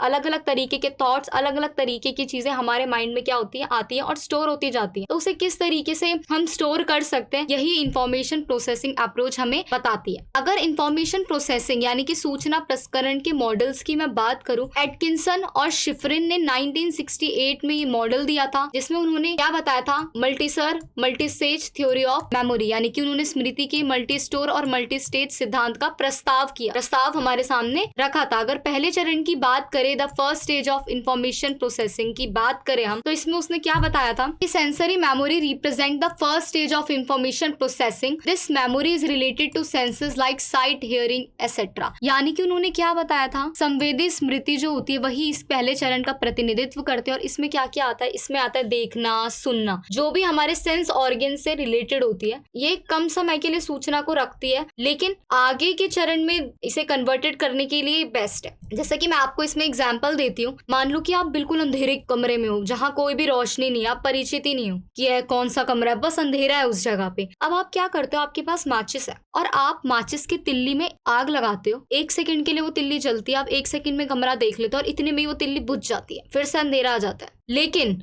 इस दौरान जब वो तिल्ली जली तो आपने आसपास के पूरे कमरे को देखा और वो बुझ गई, तो क्या होता है, इससे आपने कमरे को तो देख लिया ना, उस कमरे की इमेज तो आपके सामने आ गई। जो पहले कुछ पता ही नहीं था, आपको कुछ तो पता चला, थोड़ा सा ही हुआ पर हुआ ना। उसके बाद आपको इतना तो पता चल ही जाता है कि दरवाजा कहाँ है और लाइट का स्विच कहाँ है, या आप कहाँ से बाहर निकल सकते हो, है ना। सेकंड के लिए वो जली, लेकिन इतना तो आपने देख ही लिया था ना उस समय। तो इसी को कहा जाता है इसकी फर्स्ट स्टेज, जिसमें हमें 5 सेंस ऑर्गन्स की इसमें बात की जाती है, जैसे कि साइट यानी कि देखना, हियरिंग सुनना, टच छूना, स्मेल सूंघना और टेस्ट आपको पता ही है चखना। तो यही इसके अंदर के सेंसेस होते हैं जो कि इस स्टेज में आते हैं। अब अगर मैं इसकी विशेषताओं की बात करूं तो इसमें क्या होता है, ये हियरिंग और सीइंग से रिलेटेड है, यानी कि सुनने और देखने की जो चीजें हैं वो ही इसमें आती है कि आप कुछ सुन लो या 5 सेकंड के लिए कुछ देख लो। इसके अलावा इसमें सूचना काफी शॉर्ट टाइम के लिए रहती है, ठीक है, ये मैं आपको बता चुकी हूँ। बस उतने ही समय के लिए रहती है जितना कि आपको जानना होता है, जैसा कि मैंने आपको वो माचिस की तिल्ली वाला एग्जाम्पल दिया है। इसके बाद आती है इसकी सेकंड स्टेज। इसमें भी क्या होता है, शॉर्ट टर्म मेमोरी होती है, कुछ समय के लिए याद रहता है, जिसे हम हिंदी में कहते हैं अल्पकालिक स्मृति। लेकिन ये जो टेम्परेरी मेमोरी होती है, ये इतनी कैपेबल होती है कि हमारी जो आने वाला स्टेज है वहां पर इस चीज को ट्रांसफर कर देती है और हम किसी लंबी इंफॉर्मेशन के लिए, लंबे फीडबैक के लिए रेडी हो जाते हैं। जैसा कि हमने कुछ सोच लिया कि ऐसा ऐसा करना है, ऐसा करना है, तो हमारे माइंड में रहेगा। जैसे ही हम वो चीज करने जाएंगे तो ये वाली जो सोच थी वो तुरंत ही क्या हो जाएगी, ट्रांसफर हो जाएगी। अब अगर मैं इसके फीचर की बात करूं, ये लॉन्ग टर्म वाली जो स्टोरेज होती है उसमें हमारी प्रिपरेशन को भेजने के लिए रेडी होती है। इसके अलावा ये सिर्फ लिमिटेड टाइम की इंफॉर्मेशन को अपने अंदर होल्ड करती है, यानी कि सीमित मात्रा में ही इसमें जानकारी होती है। इसके अलावा अगर मैं अब इसके थर्ड स्टेज की बात करूं कि तीसरा स्टेज क्या है, तो आपको इतनी देर से समझ आ गया होगा कि यही है वो स्टेज, लॉन्ग टर्म मेमोरी, जिसे हम दीर्घकालिक स्मृति सूचना कहते हैं। और इसमें जो चीजें हैं वो परमानेंटली रहती हैं, लंबे समय तक रहती हैं, ठीक है, और वास्तव में वो कभी खोती ही नहीं है, वो कभी लॉस्ट नहीं होती। अगर मैं इसकी कैरेक्टरिस्टिक की बात करूं तो इसमें अनलिमिटेड अमाउंट होता है स्टोरेज का, आप कितना भी रख सकते हो, ठीक है, अलग अलग तरह की इंफॉर्मेशन को कलेक्ट कर सकते हो। ये परमानेंट स्टोर हाउस है इंफॉर्मेशन का, यानी कि स्थायी भंडार है। इसके अलावा इसमें जो इंफॉर्मेशन प्रोसेस की जाती है इस मेमोरी के अंदर वो कभी नहीं खोती। तो एट द एंड हम कंक्लूजन में कह सकते हैं कि ह्यूमन लर्नर जो प्रोसेसर होता है वो कंप्यूटर की तरह ही होता है। अलग अलग चरणों के माध्यम से, अलग अलग स्टेजेस की हेल्प से हम क्या कर सकते हैं, अपनी जो मेमोरी है उसको स्ट्रॉन्ग कर सकते हैं और जो भी हमें इसमें स्टोर करना होता है वो हम कर सकते हैं। डी है थ्योरीज ऑफ इंटेलिजेंट, यानी कि वृद्धि के सिद्धांत, या फिर हम इंटेलिजेंट ऑफ थ्योरी की बात करें तो बहुत सारे जो साइकोलॉजिस्ट होते हैं जिन्हें हम मनोवैज्ञानिक कहते हैं, उनका मानना क्या है कि जैसे धीरे धीरे बच्चा बड़ा होता है, बड़े होते होते ही उसकी बुद्धि क्या होती है, डेवलप हो जाती है, उसकी जो इंटेलिजेंस होता है उसका विकास होता है। हर एक बच्चे में अलग अलग प्रकार की बुद्धि होती है, क्योंकि सब में सेम नहीं होती, सबकी कैपेसिटी, सबकी जो क्षमताएं हैं वो अलग अलग होती है और अलग अलग प्रकार की बुद्धि से ही उनकी क्षमताएं अलग अलग होती हैं। अब हम इनके सिद्धांत की अगर बात करें, थ्योरीज ऑफ इंटेलिजेंट की बात करें, तो सबसे पहली होती है मोनार्किक थ्योरी, जिसे हम एकल बुद्धि सिद्धांत कहते हैं। फिर आता है बाइफैक्टर थ्योरी, जो द्विकारक सिद्धांत होता है। देन ग्रुप फैक्टर, समूह कारक। मल्टी फैक्टर थ्योरी, बहुकारक सिद्धांत। सैम्पलिंग थ्योरी, बुद्धि की सैम्पलिंग थ्योरी। हायरार्किकल थ्योरी, श्रेणीय सिद्धांत। 3 डायमेंशनल थ्योरी, 3 आयामी सिद्धांत। मल्टी इंटेलिजेंस थ्योरी, वृद्धि सिद्धांत। सिद्धांत। अब अगर हम इसकी बात करें, सबसे पहले हम इसमें मोनार्किक एकल बुद्धि सिद्धांत की बात करें तो ये थ्योरी जो दी थी वो किसने दी थी? बिनेट, टर्मन और स्टर्न ने। ठीक है, इन तीनों ने दी थी ये थ्योरी। और ये क्या कहते हैं, जो बुद्धि है वो एक व्यक्ति की क्षमता है, ठीक है, जो लगातार और अच्छा करने के चक्कर में वो बदलती रहती है। और वो क्या कहते हैं, ये सिद्धांत क्या मानता है? ये मानता है कि यदि कोई व्यक्ति किसी दिए गए मानसिक कार्य को अपनी अधिकतम क्षमता से कर सकता है, मतलब जितनी क्षमता वो लगा सकता है या जितनी एबिलिटी वो लगा सकता है किसी टास्क में, अगर वो उसको कर सकता है तो वो उसी कैपेबिलिटी के साथ, उसी क्षमता के साथ दूसरे काम भी कर सकता है। तो ये कहता है एकल बुद्धि का सिद्धांत। उसके बाद आती है Spearman bi factor theory of intelligence, जिसे फैक्टर एनालाइज भी कहते हैं। तो ये स्पीरमैन का बुद्धि का द्विकारक सिद्धांत होता है। ये चार्ल्स स्पीरमैन ने दिया था। कब दिया था? 1904 में, 1904 में दिया था इन्होंने। इसे हम फैक्टर एनालिसिस सिद्धांत के रूप में भी जानते हैं। ठीक है, इसे थ्योरी ऑफ फैक्टर एनालिसिस भी बोलते हैं। इसमें उन्होंने क्या कहा कि सभी व्यक्तियों के पास एक समान इंटेलिजेंट फैक्टर होता है, यानी कि सभी के पास एक जैसा जनरल इंटेलिजेंस फैक्टर होता है,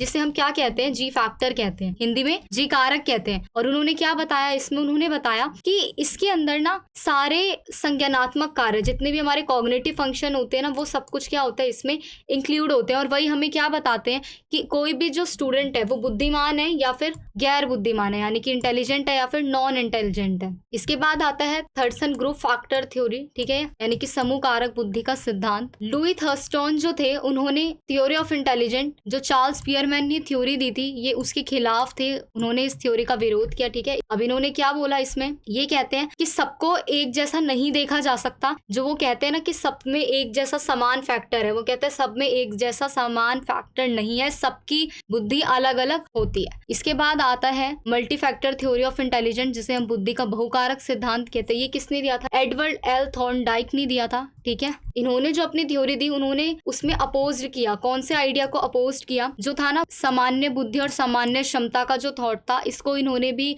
विरोध किया। उन्होंने कहा कि ऐसा नहीं है कि सब में सामान्य बुद्धि और सामान्य क्षमता है, हर एक इंसान के पास अपनी अलग अलग क्षमताएं हैं, वो अलग अलग चीजें कर सकता है, एक जैसा काम हर कोई नहीं कर सकता। इसके बाद आती है सैम्पलिंग थ्योरी ऑफ इंटेलिजेंट, जिसे हम कहते हैं बुद्धि की सैम्पलिंग थ्योरी। ये दी थी गॉडफ्रीड थॉमसन ने। इसमें उन्होंने जो था ना टू फैक्टर थ्योरी, दो कारक सिद्धांत था, उसको क्रिटिसाइज किया, यानी कि उसकी आलोचना की। उन्होंने कहा कि ये सिर्फ यही एक थ्योरी नहीं है जिससे हम फैक्ट और इंफॉर्मेशन को समझ सकते हैं, ऐसा गलत है। उन्होंने कहा कि ऐसा नहीं है कि व्यक्ति का बौद्धिक क्षमताओं का जो पूरा एक ग्रुप है वो किसी योग्यता का कार्य नहीं है, ऐसा नहीं है, बल्कि हर एक की अलग अलग क्षमता होती है, हर एक की बौद्धिक शक्ति अलग होती है और सबका अपना अपना एक ग्रुप होता है। इसके बाद आती है हायरार्किकल थ्योरी ऑफ इंटेलिजेंस, जिसे कहते हैं बुद्धि का पदानुक्रमित सिद्धांत। ये सिद्धांत किसने दिया था? सिरिल बर्ट और वर्नन ने, इन दोनों ने दिया था। इन्होंने क्या किया, जो कमियां थी टू फैक्टर थ्योरी में, उन कमियों को इन्होंने पूरा किया। इन्होंने जो ग्रुप फैक्टर वाली बात थी उसको बिल्कुल ही नॉन एग्जिस्ट बना दिया। उन्होंने कहा ये है ही नहीं, गलत है। इन्होंने बहुकारक जो सिद्धांत था, यानी कि मल्टीपल फैक्टर थ्योरी थी, उसमें भी जी फैक्टर को अलाउड नहीं किया। उन्होंने कहा कि जी कारक जैसा कुछ होता ही नहीं है। इसमें उन्होंने कहा कि इंटेलिजेंस के अपनी एबिलिटीज होती है और अलग अलग लेवल पे होती है, ठीक है, अलग अलग स्तर पे होती है। इसके बाद आती है three dimensional theory of intelligence, जिसे हम कहते हैं बुद्धि का आयामी सिद्धांत। इसको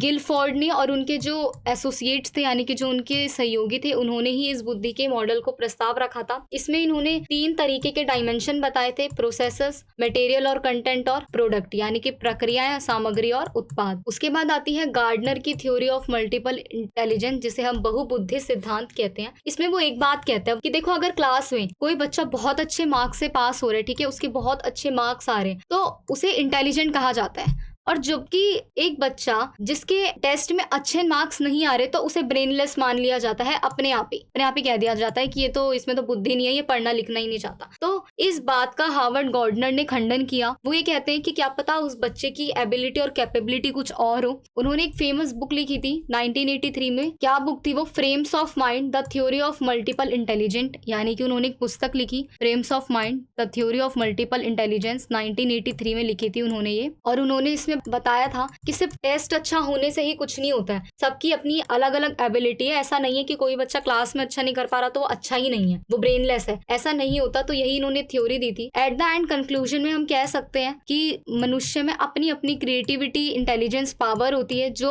उन्हें कुछ भी कोई प्रॉब्लम आती है तो उसे सॉल्व करने की क्षमता देती है, नए नए इन्वेंशन करने की कैपेबिलिटी देती है, वो नई नई चीजें सोचते हैं, नए नए आइडियाज लाते हैं। तो इस तरीके से हमने इंटेलिजेंस क्या होता है वो समझा और उसकी क्या क्या थ्योरीज हैं जो अलग अलग साइकोलॉजिस्ट ने दी है, इसके बारे में हमने इस क्वेश्चन में बात की। ई पार्ट है चिल्ड्रन विद स्पेशल नीड्स, यानी कि विशेष आवश्यकता वाले बच्चे। तो इसमें ऐसे बच्चे आते हैं जिन्हें थोड़ी सी कठिनाई होती है किस चीज में, चलने फिरने में, खेलने कूदने में, कुछ सुनने में, पढ़ने में, लोगों से बातचीत करने में। तो वो कुछ ना कुछ कठिनाई इन चीजों में फील करते हैं। जो वर्क या जो काम हम बहुत इजीली कर सकते हैं वो उन बच्चों के लिए करना थोड़ा मुश्किल भरा होता है। तो ऐसे ही बच्चों को क्या कहा जाता है, विशेष आवश्यकता वाले बच्चे या फिर चिल्ड्रन विद स्पेशल नीड्स। अगर मैं इनके क्लासिफिकेशन की बात करूं कि इनका वर्गीकरण किस प्रकार से किया गया है, तो इसमें आते हैं चिल्ड्रन विद सेंसरी डिसेबिलिटीज, यानी कि संवेदी अक्षमता वाले बच्चे। इसके बाद आते हैं इंटेलेक्चुअली हैंडीकैप्ड चिल्ड्रन, यानी कि बौद्धिक रूप से विकलांग बच्चे। फिर आते हैं डिसेबिलिटीज, यानी कि दिव्यांग। और फिर आते हैं children with social emotion and behaviour problem, यानी कि सामाजिक, भावनात्मक और व्यवहार संबंधी समस्या वाले बच्चे। तो आपने देखा 4 तरीके की क्लासिफिकेशन इसके अंदर की गई है। अब इसमें हम पहले की बात करें तो सेंसरी डिसेबिलिटीज, यानी कि संवेदी अक्षमता में वो बच्चे आते हैं जो विकलांग है, जो देख नहीं पाते यानी कि अंधे हैं, ब्लाइंड है, जो सुन नहीं पाते जिन्हें हियरिंग प्रॉब्लम है, जो बोल नहीं पाते उनमें थोड़ा सा लैंग्वेज डिसऑर्डर है, या फिर सेरेब्रल पैल्सी, यानी कि जो मस्तिष्क के पक्षाघात वाले बच्चे होते हैं, ठीक है, जिन्हें माइंड प्रॉब्लम्स होती हैं। इसके अलावा जब इंटेलेक्चुअली हैंडीकैप्ड की हम बात करते हैं, बौद्धिक रूप से विकलांग बच्चों की, इसमें वो बच्चे आते हैं जो बहुत स्लोली कुछ सीखते हैं, यानी कि जो काम आप 2 साल की उम्र में सीख रहे हो वो 5 साल की उम्र में सीखते हैं। इन्हें सफलता बहुत कम, मतलब कोई होप ही नहीं होती कि ये लाइफ में कभी सक्सेस मिलेंगे। या फिर जो मानसिक रूप से विकलांग बच्चे होते हैं ना, ऐसे ही तो बच्चे हुए जो धीरे धीरे सीख रहे हैं या जिनको सक्सेस मिलने के चांसेस ही नहीं है, तो ऐसे ही तो बच्चे होते हैं जिनको मेंटल हैंडीकैप भी कहा जाता है। इसके अलावा बच्चे आते हैं जिनमें डिसेबिलिटीज होती है, यानी कि दिव्यांग। अब इनमें क्या होता है, ये पढ़ नहीं पाते, रीडिंग डिसऑर्डर होता है इनमें, या फिर ये लिख नहीं पाते, जिसे हम क्या कहते हैं, राइटिंग डिसऑर्डर या फिर लेखन विकार। इसके अलावा इसमें बच्चे आते हैं जो काउंट ही नहीं कर पाते, जैसे कि जिन्हें गणना करने में प्रॉब्लम होती है, जैसे कि हम तो गिन लेते हैं 1 2 3 4, 4 रो है तो 4 रो हो गई है, ठीक है।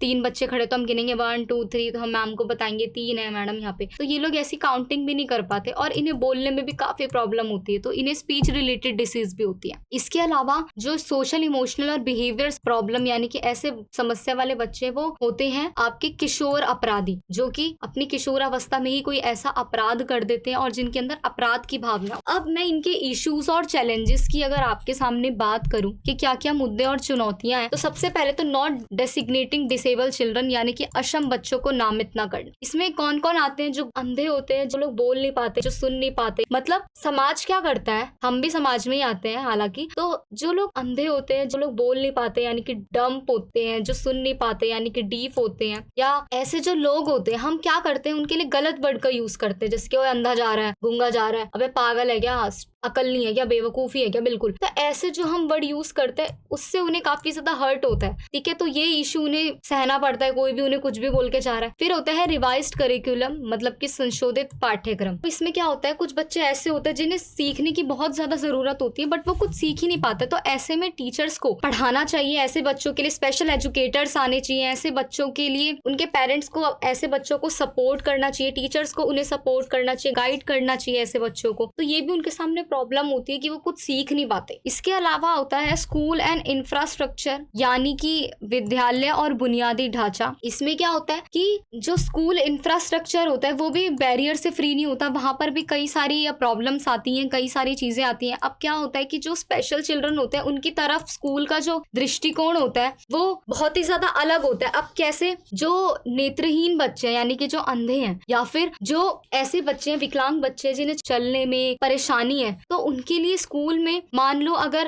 रैंप ना हो, ठीक है, या फिर ढलान वाला रास्ता ना हो, तो वो कैसे जाएंगे, कैसे चढ़ेंगे। अगर उनके लिए कोई स्पेशल रास्ता ना बना रखा हो जिससे सिर्फ डिसेबिलिटी वाले या स्पेशल चिल्ड्रन ही जाए, तो भी उन्हें काफी ज्यादा प्रॉब्लम मिल सकती है। स्कूल में व्हील चेयर भी होनी चाहिए। मान लो अगर सबके लिए कॉमन ही रास्ता है तो भीड़ में उन्हें चोट लग सकती है, वो गिर सकते हैं, लोग उन पे ध्यान ही नहीं देंगे। इस तरीके की भी जो प्रॉब्लम होती है देखनी पड़ती है। इसके अलावा children with special needs, CWSN, यानी कि विशेष आवश्यकता वाले बच्चों के लिए चिल्ड्रन विद स्पेशल नीड्स दी गई है कि क्या क्या नीड्स होती है इनकी। सबसे पहले तो मैक्रो लेवल और एक होता है मिडिल लेवल, यानी कि बृहद स्तर और मध्य स्तर। जो मैक्रो लेवल होता है वो फर्स्ट इंपॉर्टेंट स्टेप होता है, यानी कि पहला महत्वपूर्ण कदम होता है। इसमें क्या होता है कि गवर्नमेंट की पॉलिसीज होनी चाहिए, कई एफर्ट्स डालने चाहिए और बच्चों के लिए काफी कुछ ऐसा करना चाहिए जिससे कि उनकी जो एजुकेशन है उनमें प्रमोट्स किया जाए, उनकी जो जरूरतें हैं उनको पूरा किया जाए। इसके अलावा जो मिडिल लेवल होती है इसमें बोला जाता है कि समाज का सुधार हो, सामुदायिक सुधार हो। अब इसमें जो एफर्ट लगाने होते हैं किसे लगाने होते हैं? स्टेट को, यानी कि राज्य को, डिस्ट्रिक्ट जिले को, और कम्युनिटी यानी कि समुदाय को। ठीक है, तो इन्हें बदलाव करने होते हैं, इन्हें कुछ प्रयास करने होते हैं ताकि जो बच्चे सीख नहीं पाते उनके लिए एक स्पेशल कोर्स लाया जाए, उनके लिए स्पेशल इंस्टीट्यूशन बनाया जाए, बहुत सारे बेस्ट एजुकेटर्स आए, काफी ज्यादा ऐसे शिक्षक आए जो इन बच्चों को पढ़ा सके, इनकी जरूरतों को पूरा कर सके। तो अंत में हम कह सकते हैं कि